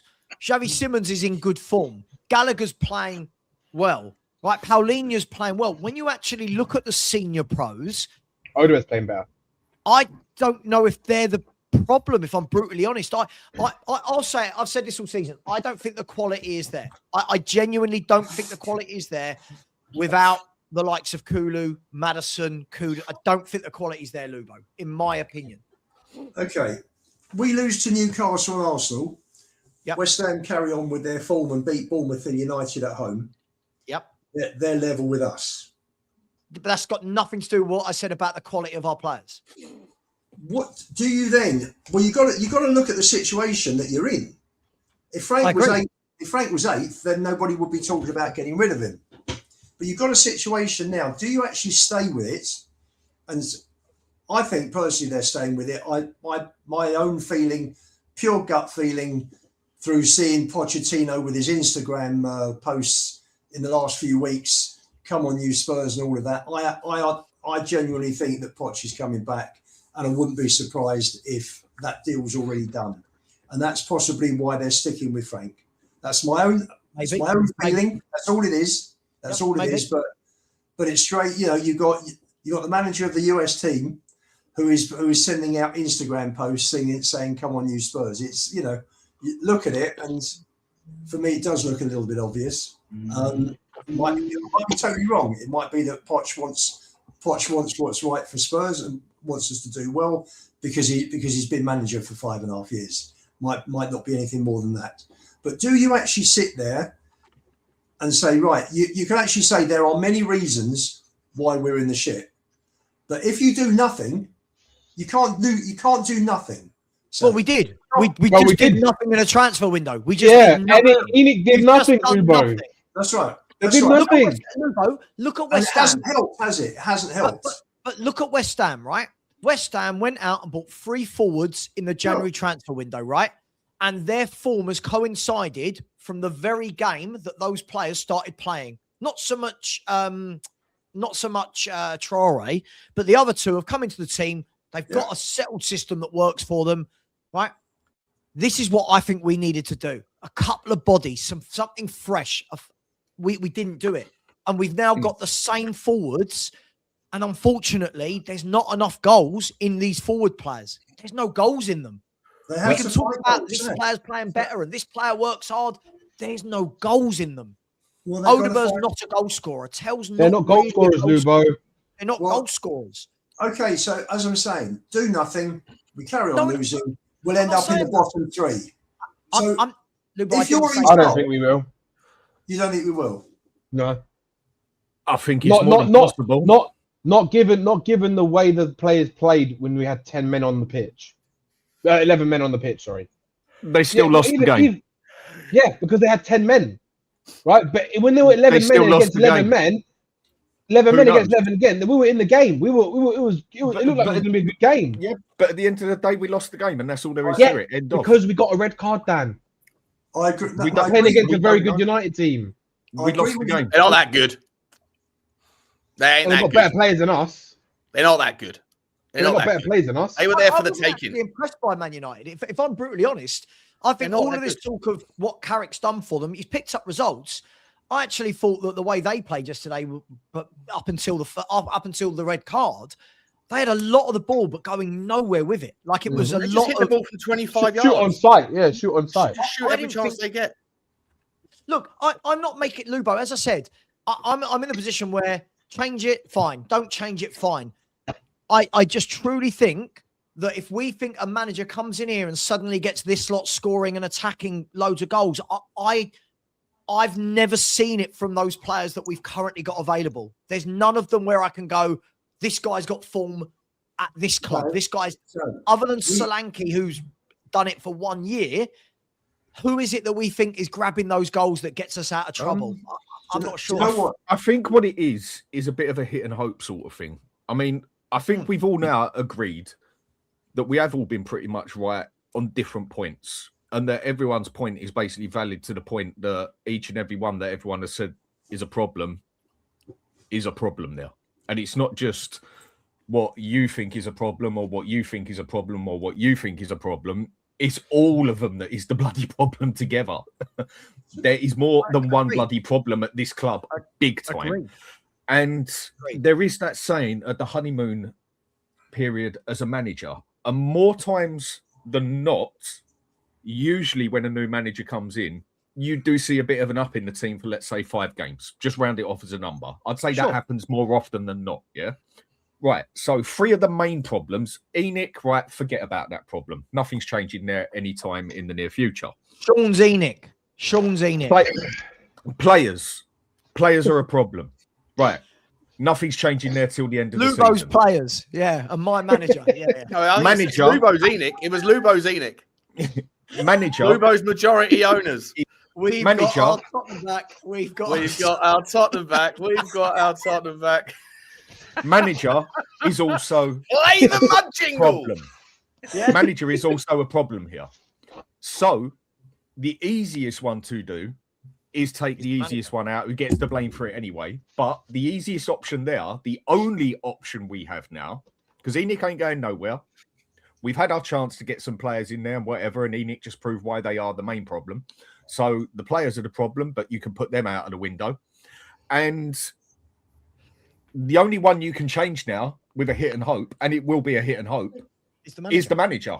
Yeah, agreed. So if I see that more often than not, you get a manager in there who can get you, say, 3 wins out of 5 games, whatever, and these 9 points could save us from going down, basically, then I would say drop the manager and take that hit and hope, because with the way it's going at the moment, it can go down as well. So I'm not saying I necessarily agree with taking him out, because I'm sort of, what difference is it really going to make? But there is that side I look on it. If there is one only chance now you've got to clutch at straws and make a hit and hope move, it is actually take the manager out and put a new manager in and hope, with big hope, that we have a little honeymoon period. Because it does happen more often than not that when a new manager comes in, there is a honeymoon period. Yeah, but you do that after you've got past Arsenal and Newcastle. You don't want to waste your new manager bounce on. Do you know what? That's a fair point. That's a fair point. You're basically saying drag them down to the very bottom, then get the one in there to take it from there. Because after Arsenal, you got I forget who's next. Then you got Liverpool, and then after that, it's like this 7 or 8 games that are pretty close competitively wise. Sean, after Arsenal, you've got Fulham away, Palace at home, Liverpool away, Forest at home. Yeah. Sunderland away, Brighton at home. Okay, so maybe just after Arsenal then. Liverpool's a difficult one, but after Arsenal, that's probably when you do it. Because the key, believe it or not, we've won 2 games at home all season. But our 5 games at home after these 2, in March, April, May, are Palace, Forest, Brighton, Leeds and Everton. Yeah. So they've got to start winning these games. Yeah. Sean, where are you the scariest at? Sorry, go on. No, so where are you at with this? Because I'm kind of neither here nor there with this. I don't have a strong opinion on it either way. But is a new manager, when we talk about new manager bounces, new managers don't normally come into 13 first-team players injured. And listen, I'm someone, I don't really like to use the injury excuse. But if you're a new manager coming in now, Sean, it's not like the new manager can go, right, okay, guys, let's all rally together. Here's what I want to implement. The new manager's coming in and going, shit, this is the handful of players I've got. I can't do a lot. So is there going to be a new manager bounce, or are we just... he's going to know what he's coming into, though, isn't he? When he comes into it, he's going to know what he's going to have. So it's not going to be a surprise. Yes, it's going to be a pain in the arse, but he knows what he's letting himself in for. Sure, but he's still only got a select few. He's still only got these. He's still like, if a new manager came in today, he knows for Newcastle, his fullbacks are going to be Gray and Sosa, right? He's still coming into that. No, I agree. Right? It's not like there's a player who's been, I don't know, let's just use the United option, right? It's not like there's a Kobe Mainu who's been treated like an absolute, maybe Matisse Tell, right? But I don't know if Matisse Tell was really the saving grace. I don't know, right? But he's probably the only player that you could point to at Tottenham that's probably been treated unfairly in terms of minutes versus access. Whereas other clubs, maybe there's a problem, like managers they haven't played a certain player and that player can't wait to get the new manager in. I don't know. Look, for me, I think you're right, Savva, about the lack of options. I think that there's no guarantee that a new manager bounce actually materializes. As often as you see them, it happens just as often that you don't see a new manager bounce. Yeah. I don't know who you go to bring it in. If you look at all the clubs that have changed, who's had a new manager bounce? Manchester United and everyone fit. Chelsea. Chelsea. I mean, but Chelsea, aren't they just roughly where they were, 4th, 5th, 6th? Yeah. Aren't they? Yeah. I suppose you can say that. Yeah. Well, they are getting out. Put it that way. They're recovering in games. They're recovering in games where they would otherwise maybe have stayed on the wrong side. If Maresca was still there, they probably wouldn't have turned the West Ham game around, for example. But I don't know where Tottenham go to get that new manager anyway. That is a question. As a step in, that's a problem. And look, to be entirely honest, like for the last month until yesterday, I felt like I was starting to see something from Thomas Frank. Agreed. I was starting to see something where I was like, okay, you know what? He's at least letting the guys play a little bit of football. I'm seeing patterns. Yes, we haven't won. For me, the most terrifying stat, though, is the fact that at every single time this season, if we go 1-0 down, we do not win the game. If we go down in a game, we have never come back to win it. Is that stat for the season? Yeah. That's quite bad. If we go 1-0 down, you know at best we're getting a point at the moment, which is pretty scary, right? So all that the opposition that stat just needs to get reinforced to every team that plays against us. Guys, get the first goal. You're not losing the game. That's a pretty good motivation to start the game strong, and that's pretty terrifying. Look, I thought yesterday, obviously, I saw the game as in flux. I saw it as 50-50. I don't think Man United are that good. I don't, and I didn't think they were playing that well yesterday. Just because you're shooting on target from 25 yards, there's a reason why most managers say don't do that, because the XG is low on those things, right? And they had about 10 or 15 shots from outside the box, and they didn't. And they scored one of them, which was Casemiro's, which was awful defending. To me, Romero screwed the pooch for us yesterday, 100%. Yep. Absolutely ruined it. But I have to be honest, like there was two other obvious observations that do go to the manager, and that is one, the defending from the corner kick. It was the easiest training ground routine that we left the entire. From the 6-yard box to the 18-yard box, he left that entire box empty. I don't think just having the 11th man on the pitch would have changed that. I think we were just sloppy in that regard again, conceding outside the box. And in the second half, I think I said this to you yesterday when you came on, Sav, Xavi Simons went and pressed. Dom Solanke went and pressed, and then Xavi Simons won and wins the ball back in a duel really cleverly. And he's looking forward, and he's got Solanke, which is right near him because he was part of the press, and also Conor Gallagher. And then he looks to the right, and Pape Sarr and Polinia both stopped on the halfway line. And that was what was happening back in October and November. That was by design then. And then as soon as the game broke down for whatever reason, in that moment, as soon as the play stopped, the camera points to the touchline, and Thomas Frank is sort of going, go forward. But like for him to say that then, it was clearly a tactic that was implemented at the start of the game. And then at halftime, they never updated the tactic to say, look, we're chasing the game. You're down to 10 men, but now one of you is going to have to go forward. And so for him to have to expressly state that from the touchline, like that, again, that is on Thomas Frank. So I think that Thomas Frank yesterday didn't adapt appropriately or didn't update the tactics appropriately. And I think that the sloppiness at the set piece was another, harking back to what it was like a few months ago. And that's problematic. But yesterday, I thought the 10 players on the pitch actually fought and held their own quite well and tussled and bustled with 10 men against 11 men away at Old Trafford. So I don't really blame the 10 men on the pitch. I blame the guy that wasn't on the pitch and won't be for the next 4 games. I think he absolutely let himself down yesterday in a massive way. Where do we go, Sean? Because Lubo's saying a kind of concoction of Defoe and Harry Redknapp. I mean, where do we go? You got 13 Premier League games left. Who is again, as I said, sack him, whatever. Who is that guy for you? Is it a Redknapp Defoe concoction? Are they? Where do we go? I don't know. Honestly don't know. So that's why I think. And there's no guarantee that you're going to get the same sort of outcome, right? So that you want. I think there's a reason why Redknapp's been out of business for 10 years, right? Redknapp's been out of the game for 10 years. The game has changed a hell of a lot in 10 years. It's now all data-based, people looking at videos, people analysing those little things in the GPS tags. Harry Redknapp's not going to know what that means or how to look through that. The guy's pushing 80. It's like he's a dinosaur in that regard. He might be able to say the right words in the right order, but most of the people that are on that pitch won't even know who Harry Redknapp is. Let alone, be able to give him the respect that he deserves. I don't know what the answer is in the short term. I'm not rooting for Thomas Frank to be sacked purely because I think that it's easy. So people push easy solutions because they want to, offer something that will obviously make all of the problems go away. And I don't think a short-term change here will do that. I don't know what the solution is. I just really hope that the players can find a way to rally around.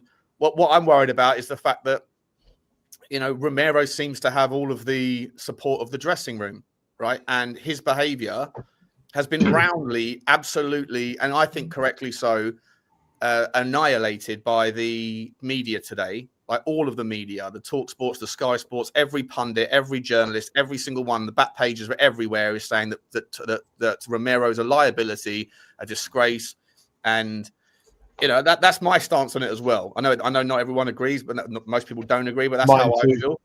You know, but for me, like I just feel like if the players all believe that he's right or he's got that influence in the dressing room, then now how are they going to react to the fact that Thomas Frank is probably furious with him? Are they gonna stay in support of Christian Romero, or are they going to rally around the idea of him not being there, even though they were supportive of him in the week? I don't know. I just feel like the whole thing's a mess. And I genuinely I am concerned about relegation. We're 6 points out of relegation, with 2 really tough games to come, one of them in 48 hours, you know. So I think we are in a relegation battle, and I don't know if any single player in the Tottenham dressing room has faced a relegation battle before. It's new territory for them, and the players in the teams that are around us, I'm sure there's at least a couple of players in every team that have been involved in a relegation battle, and so we'll know what it's like. And so that, again, is an unknown and a variable that I don't think suits Tottenham's best outcomes. No, I make you right. Listen, I don't know if they are going to get rid of him, right? I don't know if they are. I don't think they will. All I've ever said, right, is I'd just like to see this guy.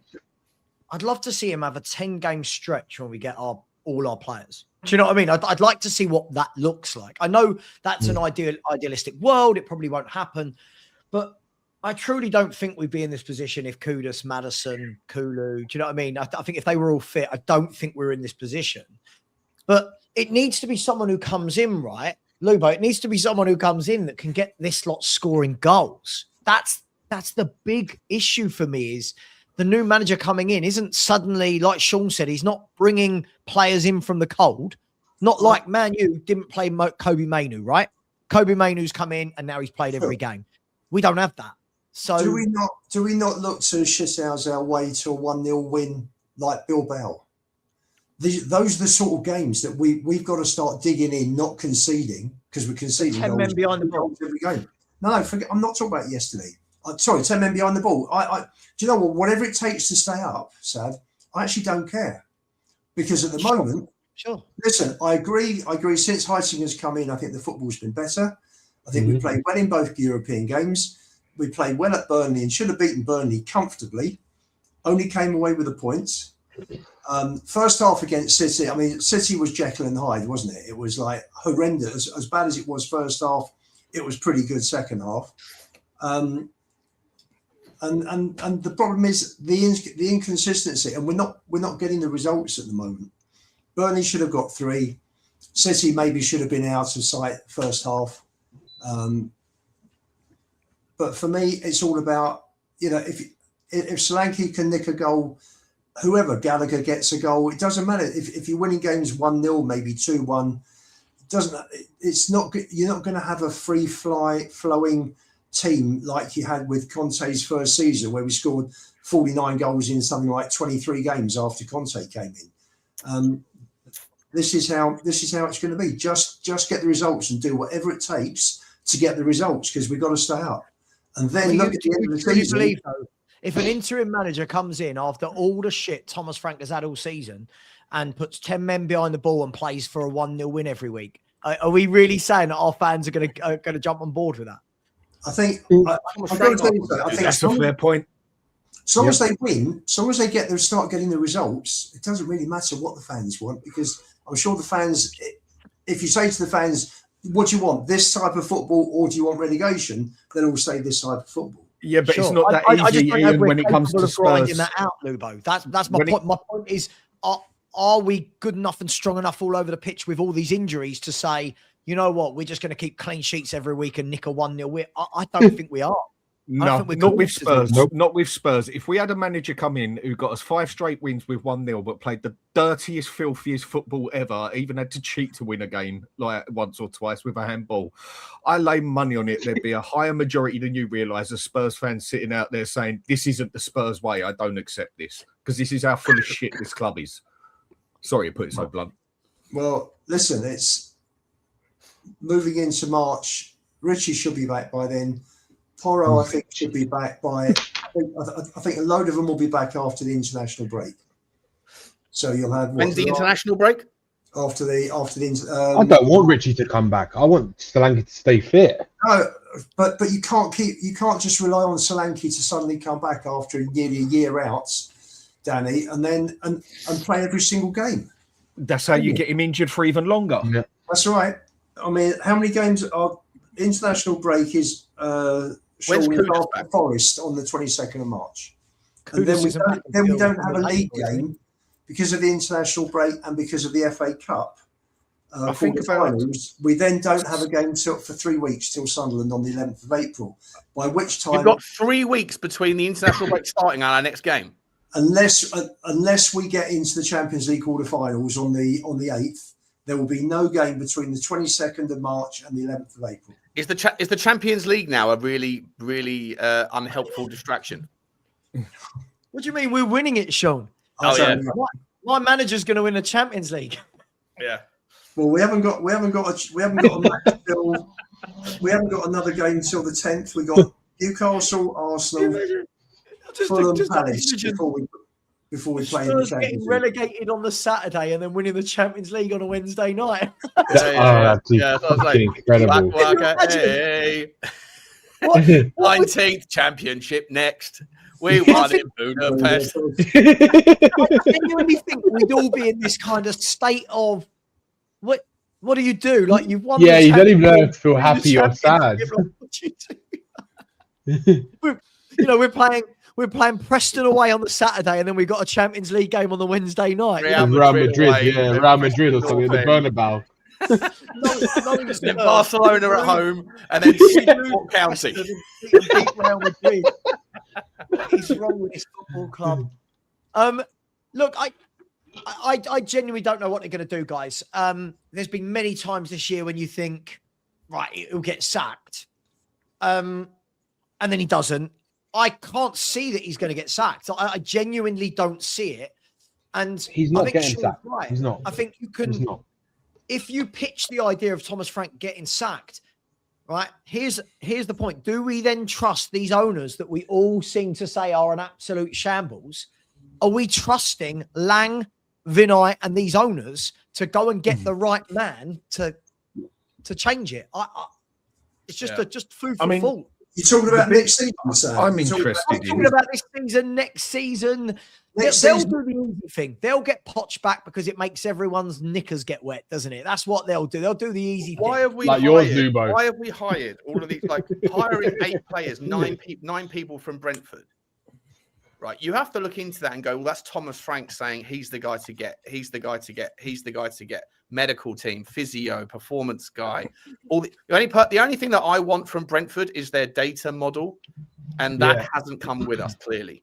Right, everyone else has left. Brentford have got better, but if we keep signing all these Brentford guys now, even at this stage, we just signed another one. Like, I don't know if Thomas Frank gets sacked in the summer, but he should. I was just about to say that, Sean. Daniel Levy said if he stays up, if he finishes 17th, Daniel Levy sacked Angepostecoglou because he said despite winning the Europa League, finishing 17th is unacceptable.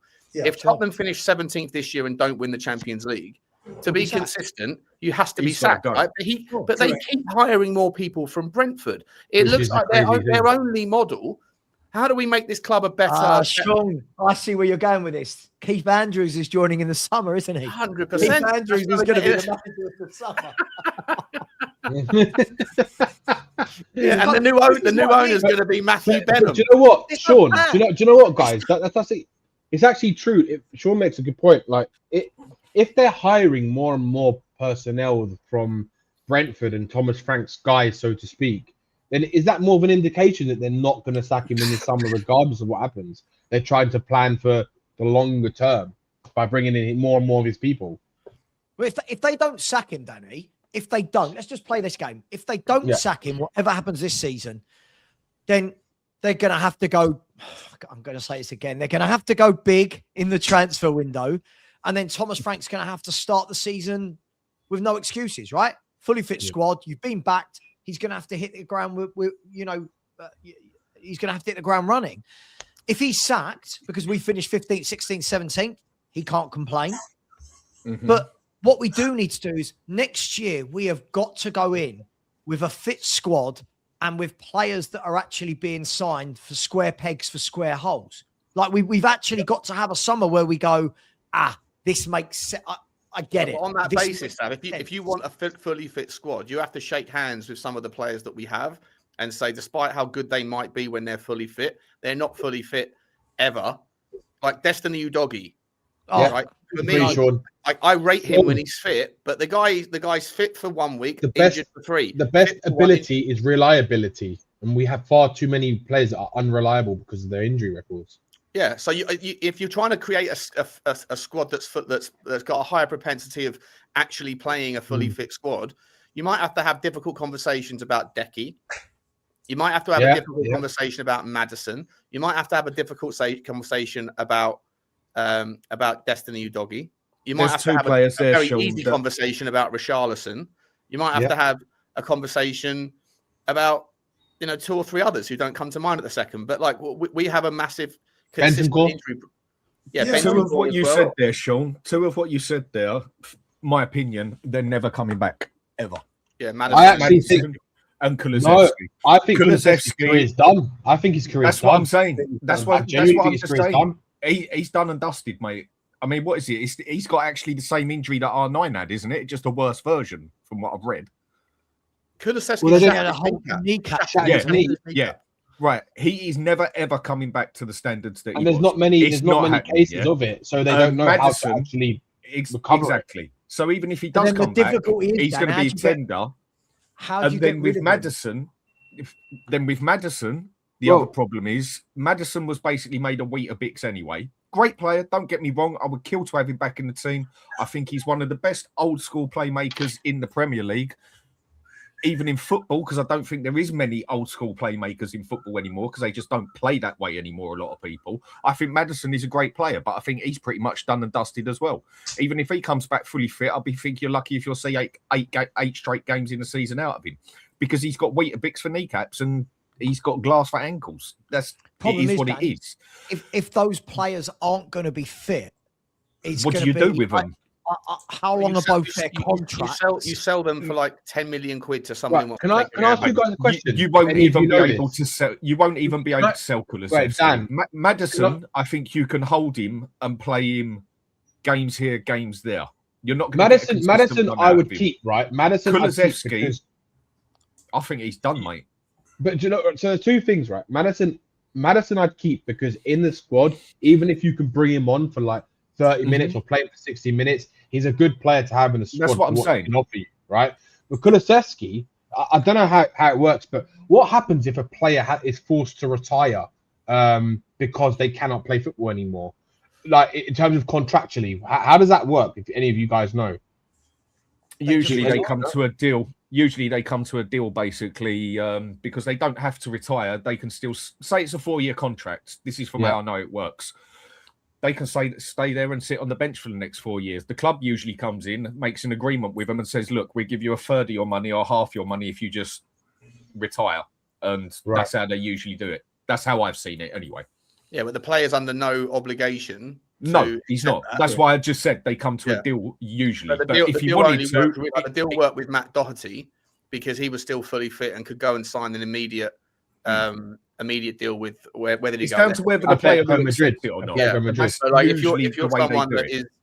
you're someone that's like, basically being medically retired, then you can say like, oh, you've got 3 years left. We'll give you 50% of the money. Is that cool? Then obviously the incentive would be, okay, I can get 50% of my money now, and tomorrow I can go and sign someone else and get more money. But if no one's going to get, if no one's going to take him on because they don't have any, it's down to the player. The only other option, no thanks. I'll take my medical insurance, I'll take my salary, and exactly.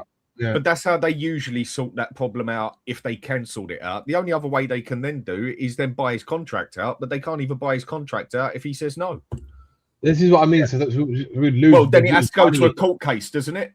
It has to go to a court case. If the player says no to having his contract bought out, the player can actually take him to a court case, can't they? The Spurs have insurance on, the clubs have insurance on these kind of things happening. Yeah, so they lose money on the player because if a player is forced to retire because of medical reasons, then what happens? Because obviously you can't sell the player anymore because you lose money from what you could gain from selling the player. So how does it work from the club's perspective? They would get a market value on a fully fit James Maddison and a fully fit Dejan Kulusevski. Yeah, but let's From say the James, insurance let's say company. James Maddison, let's say From James the Maddison was insurance, fully fit correct. right now. Right.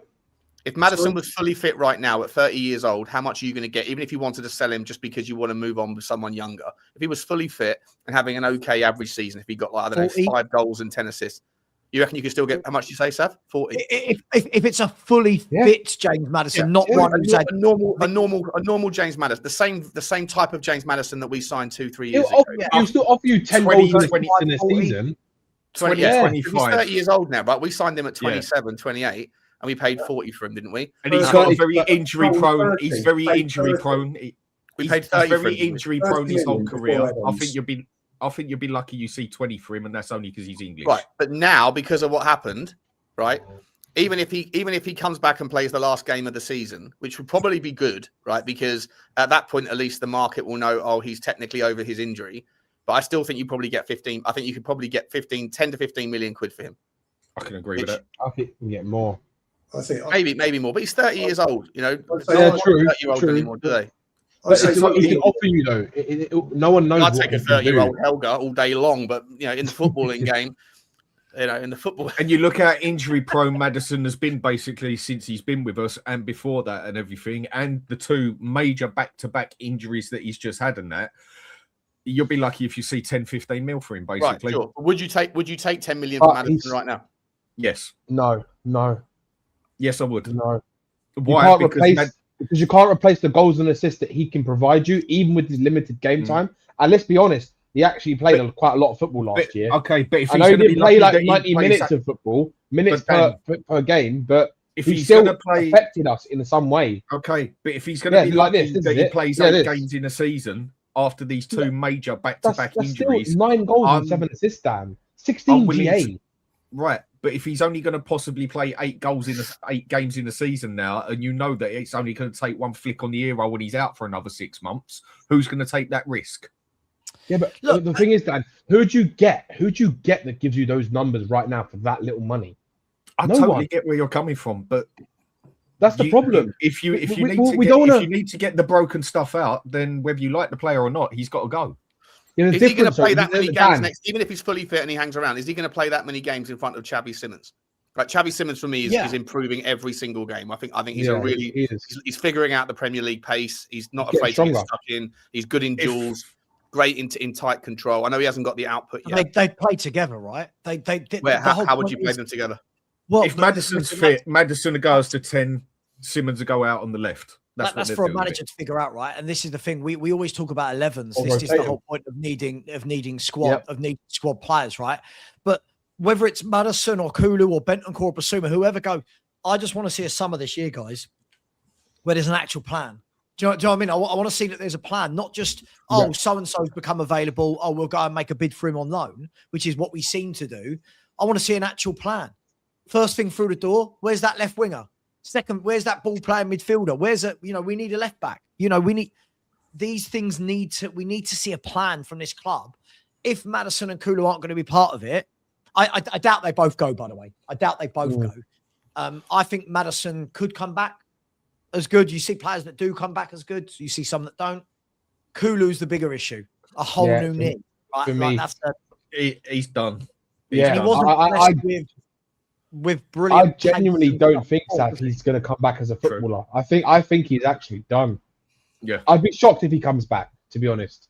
And if he does come back, he's only going to be a third of the player that he was, because he's going to have a very delicate leg. And plus, as I would say a majority of normal people would have, they would also now have that paranoia mentality in the back of the head, like, of not even willing to take that risk, which has also done a lot of players that have come back perfectly fine from an injury, but on the mental block of it, haven't been able to progress from it. Also, Dan, the way Kulu plays as well, he's not the fastest player, but from a one-on-one position, when you're standing against him, standing still, he's got quite an explosiveness to him. Like, he can get away from a player quite quickly and hit the ball. But if he doesn't have that confidence to do that now because of his injury, then he's going to lose the thing that makes him the player that he is. So, well, the thing is with Kulu, if you actually added up Kulu's pace, he's not actually a slow person. He's actually one of the fastest over 100 meters at Spurs. The problem with him he isn't quick. He doesn't get to his top speed in like 0 to 50. It's not explosive Yeah. speed. And to be a winger, you need to be quick. You can be slower than 5 other people out there on 100 meters, but if you're quicker on the 50 meters, that's what matters. His acceleration is extremely slow. But when it came down to his full pace and everything and that, he's actually quicker than the majority of players we got at Spurs. He runs with power, not So how do you want to put it? Go on. Do we all agree that Xavi Simons is going to win the Championship Player of the Season next year? Is that what we're all? He's going to get 25 goals, 15 assists, Championship Team of the Year. I think Archie Gray's going to win it. I'll tell you what, this guy is spot on for me. This is, and again, this is when we go from Lubo's micro to Lubo's macro.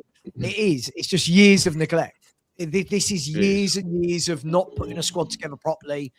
I mean, how come Spurs be in a position where not one of our right backs or left backs is actually an out and out right back or left back?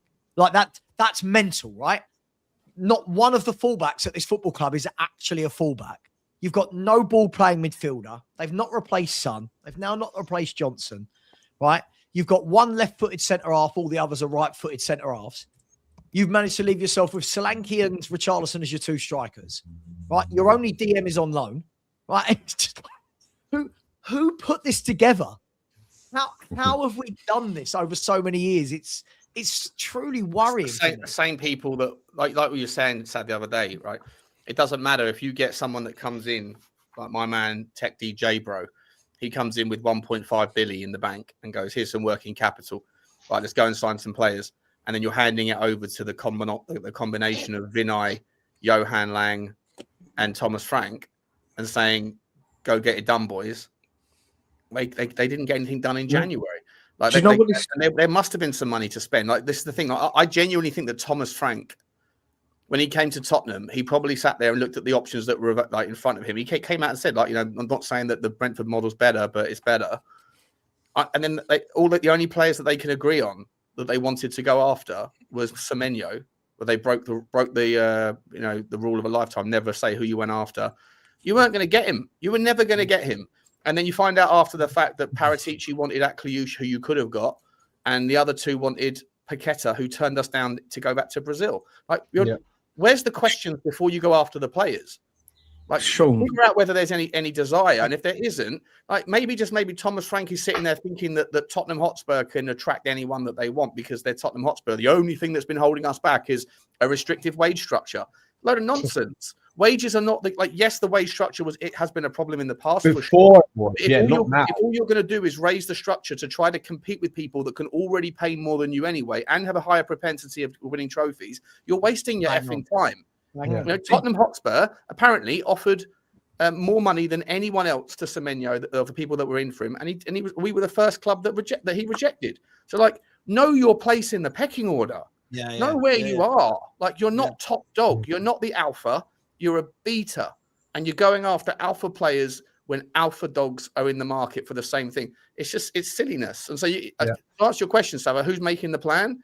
It's the people that don't know how to put a plan, how to accommodate reality into their own. With the reality. Do you know who Spurs? Let's say since that Champions League final was when I wouldn't necessarily say we was at our peak. We was coming off our peak, but we was at a perfect chance where we had it in the palm of our hand on where we could have gone from there. Yeah. Spurs, it's almost like they went and done a Disney. They might as well have just gone DEI because the amount of players we got in, we seem to just get him in for whatever reason, not because they're bloody good at football. We seem to just get, he's a young player. We get him in basically. Exactly like what Disney went and done. Had all the top films on their hand and that, and then decided to go to another side and the whole system crashed and then they had no plan and didn't fix it and now they're smaller than McDonald's. It's the same thing that's happened with Spurs. We went and tried it a different way. It didn't work. And then we neglected it more, just went in and started focusing on younger players who hadn't even proved themselves and everything else and that. And then refused to spend money here and there where we could have. And now look at the state of us, basically. That is what happens through 5-6 years straight neglect. It's basically what happens at businesses. That's why I use Disney as the example, because that's exactly what they did. It's a plan, though, right? Like, I see loads of there people saying, we've got to chuck loads of money at it. You have, but this is what I've been saying for ages. When you look at what some of the so-called smaller clubs do, they buy well. They buy with a plan. Like you look at Bournemouth, right? Bournemouth have lost Semenyo. They've gone and bought in that Rayan. Rayan will be a really good player that moves on in 2 years to a bigger club. But because they would have scouted. That wouldn't have come from nowhere. They would have scouted knowing that Semenyo was leaving this window.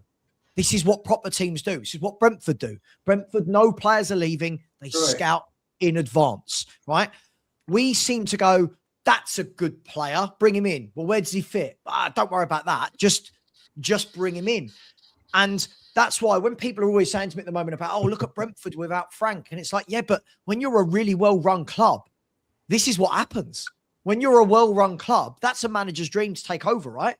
Right now, we need, I don't care what anyone says, we need a Ranić. We need a Campos. We need somebody at the top of that tree that is given the keys to the castle and is told, right, you got 5 years. Figure this out. Sell who you want. Get whatever manager you want. Get whatever coaching staff you want. Scouts. We need that. But Lang, Vinay, and Frank between them, I keep hearing they're aligned. I'm not seeing it. And this is my worry. Teletubbies. You can bring Poch back, for example. I know everyone's going to wet their knickers about Poch coming back. So what? Poch is going to work with Vinay and Lang. Is that what we're going with, right? Poch is going to work with Vinay and Lang, and then we're going to go, oh, Poch hasn't been backed again, and there's no plan. And is there going to be another manager that gets a fairer chance? Because I'm not one for going back for the old manager, but I think unless we brought in someone like Klopp, which just ain't going to happen, I think the only manager out there who would stand a chance of getting significant support and off the supporters at least would be Poch. He would be at this point, I think, if it was going like this. And people wouldn't really be looking at him. They'd be more looking at the club. I reckon he's the only one who'd say get that extra 6 months as such before people start turning on him. I'm not saying he's going to fix anything or whatever, but I think he's the only manager out there will get that extra bit of breathing space off a majority of supporters. No, they'll turn on him quickly. Yeah, but will he have will they have a plan? Like as I've said to you boys so many times, I don't care who the next manager of this football club is. I'm going to have no opinion on the next manager. All I'm going to say is welcome and good luck, unless something changes at the top. Do you know what I mean? Unless it changes at the top, I genuinely don't care. Bring in Ryan Mason, Brendan Roy. I don't give a shit because nothing's going to change. We're going to go through these little spells where we have a good 3 or 4 months and everyone goes, oh my God, look how great we are. Then we'll have a shit transfer window and we'll all go, oh, Enoch are back to being Enoch. I'm honestly, guys, they've ripped the I used to love going on the YouTube channel and having a row and an argument. Now I just don't see the point. Like, it's just, what are we arguing? It's the same shit every year. Nothing's changed. No. Lubo was there. We've got our Tottenham back. Oh, Lubo. Oh, Lubo. It wasn't just Lubo. It wasn't just Lubo. We've got our 1970s relegation team back. That's what we... The thing that I think shows now that anyone who doesn't put their hands up to it is just being blind now, as far as I'm concerned. Levy was not the problem. Oh, come on, Dan. Stop it. He ran the club on a day. Look at Sean. I'm glad so many people are finally coming around. Hear me out again, Ian. Lubo has been wrong this entire time. Listen to what I said, Ian. It's driving it mental. Levy blind spot in Lubo. Levy was not the problem. Did I say that clearer for you now? Are you getting what I'm saying? He was the main problem. He may not be the only problem. He was the main problem. He was the one that was saving us from this fate. And nothing has changed. Do you know what? Here's the joke of it, yeah? No, here is the joke of it. When it came to that last 2 days of the transfer window, if Levy would have been there, you would have still had... I'm willing to put a bet on it. You'd have still had it in the back of your mind. You know what? There's a good chance we get a player. Chance he's shit. Chance there's a bit of luck. Chance of, but Levy does what Levy does. We know where we stood. It came to last day of the season. We got absolutely jack shit because nobody had a bloody clue what was going to go on. At least with Levy, no matter how bad he was, whatever, you would have still been willing to put a £50 bet on that we go and take someone in at the end of the season, at the end of the window, no matter how good they are, no matter how bad they are, or whatever. You would have put a 50 quid bet on it. I say I would have put a 50 quid bet on it. Yeah, it had happened. You at least knew where you stood. The fact is, we actually look worse as a business and a club without Levy than we did with Levy. At least Levy, you knew where you stood. Levy was not the problem at the club. There was bigger. He was part of it, but there was bigger. So if Levy would have been here, would you have thought that there's a good chance that we sign someone on the last minute of the transfer window? Would you have been surprised? No, you wouldn't have been surprised. But Dan, the problem with that. Whereas what happened with this one, you didn't know. Let me answer you. How many times did he sign a player that was an opportunity rather than what was right for the club? Doesn't matter. He still did it. But he did doesn't matter what. And he just wasted millions and millions. So yeah, and we just got one. But what I'm saying is, you at least had an idea that something could get done. This time, you did not have a bloody clue what was going on. And we have looked even worse without Levy, as far as I'm concerned. He was not the main problem at the club. Part of the issues, what you got, not the problem. Instead of having a megalomaniac running the club, you've now got a vacuum with no one that's running the club. Yeah. There we go. I've got to tell you, Sean, I don't think this profile for Tinder is going to get you anywhere, mate. I don't think it's. Listen, I'm gonna wrap it up there. But look, this was sent to me. The Spurs big top circus. Look, I don't even know where we go anymore, boys. I'm so loads of people are messaging me saying like when I speak now on Spurs, I just feel like I look deflated and bored and dejected. We can all sit and argue about a player, a manager, a director of football. The whole thing's shit. We'll all go into this summer with this new belief, won't we, that this is going to be a big summer and there's a plan. I don't believe it. Sean does look good in a Villa shirt, doesn't he? He does look good in a Villa shirt. If anyone wants to see that again, yeah, look, he does look good in a Villa shirt. He does. Look, let's let me do some super chats. Big up to the Stoic, who said, should Romero remain captain? He's no leader. Not for me. Not for me. No. Anyone on the chat? Should Romero still be captain? No. Shouldn't be at all. I think he's a Polina for me. Well, you can't make a lone player a captain. Yes, you can. Van der Ven. Or Van der Ven. I suppose you could have Van der Ven. Well, if your boy Poch comes back, I guarantee you it's going to be Conor Gallagher. Could be. Yeah, well, Van der Ven would be good for the rest of the season. He's gone at the end of the season anyway. Who's that? Well, Van der Ven. He's going to take a massive bid to sell him. It's going to take a massive bid. He's got the charisma. He's not going. He's not going in the summer.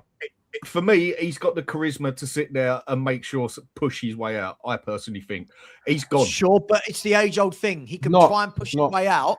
If Tottenham say we want 85, 90 million, he can try and push his way out. Someone's got to bid that, right?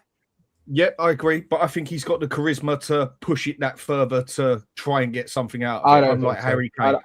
What? Are you sure that he's not going to stay then? That he's going to stay? I think he's staying at least one more season. He's got 3.5 years left on his contract. What's he going to do? They're going to want massive money, Danny. They're going to want. It's going to be a world record transfer bid for a centre back. That's what it's going to be. If we're relegated, it won't be. Yeah, okay. If we're relegated, it's a different story.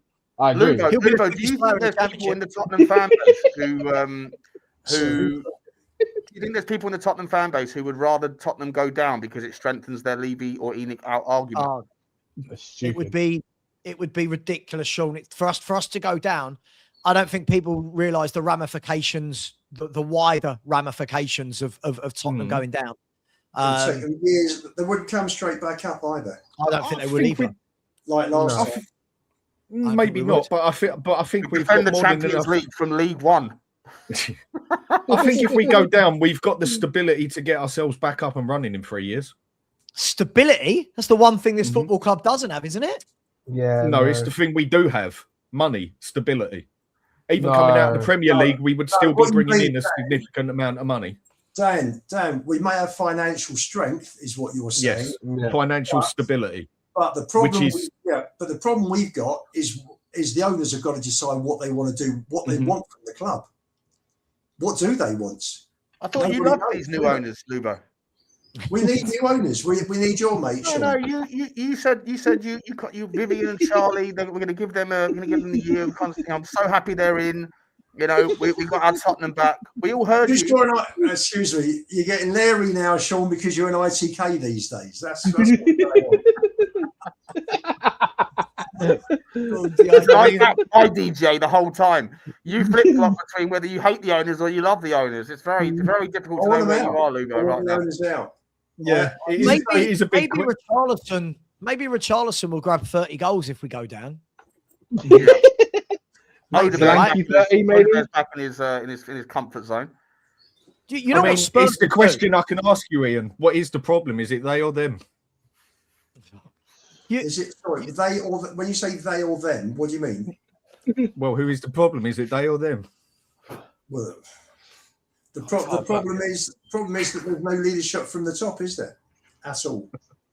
And who are they? Your majority owners, Lubo. Your majority owners. The majority owners. You know what I think? Your majority owners. My majority. I think Spurs would go down. Right? Knowing Spurs, we would go down. All the better players would leave, like the Van der Vens and the Xavi Simons and all these people, right? And knowing Spurs, we'd probably just go, oh, actually, we don't need to buy. We've got, we'll stick with Tell and Odegaard on the wings. Richie will be up front. Jamie Donnelly will be back. Alfie Devine. You just know what Spurs are like. So Williams Barnett will play. I worry. Though, I don't want Tottenham to be buying players for the Championship. I'd rather we. I'd rather we just keep what we have and figure it out and then start again when we come back up. I don't want Tottenham to be signing 5-year players for Championship level football. That's mental. So, out of question, you're in the Championship though. You listen. Who would stay realistically? Most of this lot would go, right? Archie Gray would be captain. Definitely get promotion then, Sean. Lubo would be well happy. Archie Gray would be the most. Archie Gray would be the most senior player that would stay. Everyone else, Richarlison would be out of here like anything. Romero, Van der Ven, Pedro Porro, Destiny Udogie, Conor Gallagher would want out. Bentancur would want out. The only players that I could see maybe would stay with you would be Odegaard, Archie Gray, possibly Jed Spence. Danso? No, Kevin Danso would go down. Kevin Danso would go down with the ship. Yeah, that would be it. Everybody, it would be the biggest team to ever get relegated. There will have never been a 100%. Squad with as high a market valuation to have been relegated, and there would be a fire sale. But there's been a squad with better players to go down, and that was Leeds. That Leeds team was better than this team. Correct. Yeah, but it's different now with the money. It's like the money. No. Go and get that Leeds team and put it now to the value of players now. Go on, who was it? Name some players in the Leeds team. Different eras, right? Different eras. Isn't it? At the end of the when day, they had Vuskovic, not Vuskovic. What was his face? Who was that winger there that I proper liked? I can't remember his bloody name now. Tony Yeboah? Harry Kewell. Was it the Australian one? Yeah, Harry Kewell. Harry I Kewell. thought he was very good.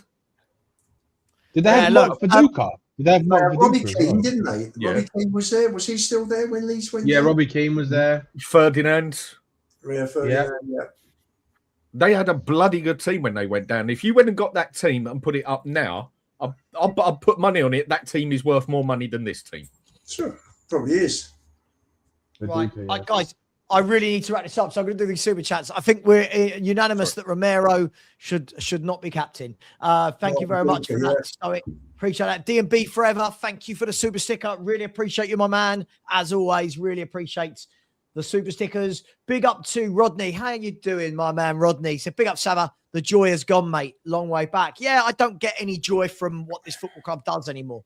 Haven't for years, if I'm brutally honest. I hate that there's no plan. I hate that there's no plan, but big up to you, Rodney. Really appreciate that. Big up to Daniel Marlowe, who said, how does a club not kick on from the Europa League win? This is the same when we got to the final of the Champions League. No strengthening signings, negligence. I think the difficulty, just in my opinion, was because the Europa League win papered over what was a very weak squad and lots of cracks. I don't think they were prepared for that window. I don't think I don't think players look at us as a Champions League team. I don't think they were prepared. But hey, each to their own. Big up, Daniel. Big up to Emma. Said, afternoon, Savva. We just need some top players. Do you know what? Forget top players. We need some solid players. I think we need more Gallagher-type signings, more men across the pitch, more sensible signings is what we need at the moment. We got to stop buying these hit and hopes. We've got far too many in this squad. Big up to you, Emma. Big up to Alex Smith. Thank you very much. Said, as an Arsenal fan, it's funny seeing this, but seriously, the issue is simple. The board aren't spending money to get world-class players. Look, I don't think we sign world-class players. I don't think we're attractive to world-class players. As I said, it all comes down to one thing: plan. Have a plan, know what you want, and everyone then will know what a Tottenham Hotspur footballer looks like. At the moment, we've got a squad built for 6 different managers. We're now asking for a 7th manager to come in 6 years, and it's just a mess. But big up to you, Alex. Big up to Eamon as well. He said, do you think Madders and Kulu will ever be back? I think we talked about that, didn't we? Possibly. What will they come back like? Who knows? Maybe one of them doesn't. But big up to you. Thank you so much, Eamon. And last but not least, thank you, Jordan's always very generous to me. He said, we have owners that aren't interested, director of football that is useless, a manager that isn't inspiring anyone, and players that are either overrated or sick notes. 11 wins in our last 47 Premier League games. It's not just a Frank issue. Yep. I think, Jordan, the key point there as well, I think there's a lot of people that are making this just a Frank issue or just an Ange issue or just there is so many issues, and 11 wins from 47 Premier League games is utterly disgusting. It is utterly disgusting. And it's why I don't think the players are actually as good as many people do. Big up to you, Jordan. Really appreciate that. Just before you move on to the next one, just Jordan Coys 94. Obviously, just let you know, when Savva does retire in T-minus 40 days, there is a spot available on the Spurs talk show super chat list, my man. Just putting it out there, bro. Haven't seen you around my parts ever, so come on over, buddy. The water's lovely. Shameless. Shameless. No, Absolutely shameless. I'm just doing a little bit of retention game. I'm just gaming some. You're moving on, Savvy, and people are taking your clients off you. You know. I'm joking. Wow. I'm only joking. On that note, guys, I'm going to leave it there. We've run over slightly. Thank you very much, Danny. Thanks, Lubo. Thanks, Dan. Thanks, Sean. And Thank guys you. and girls, we need 3 points against Newcastle. We need 3 points badly. Yes. Anyway, much love. Take care. And as always, come on, you Spurs.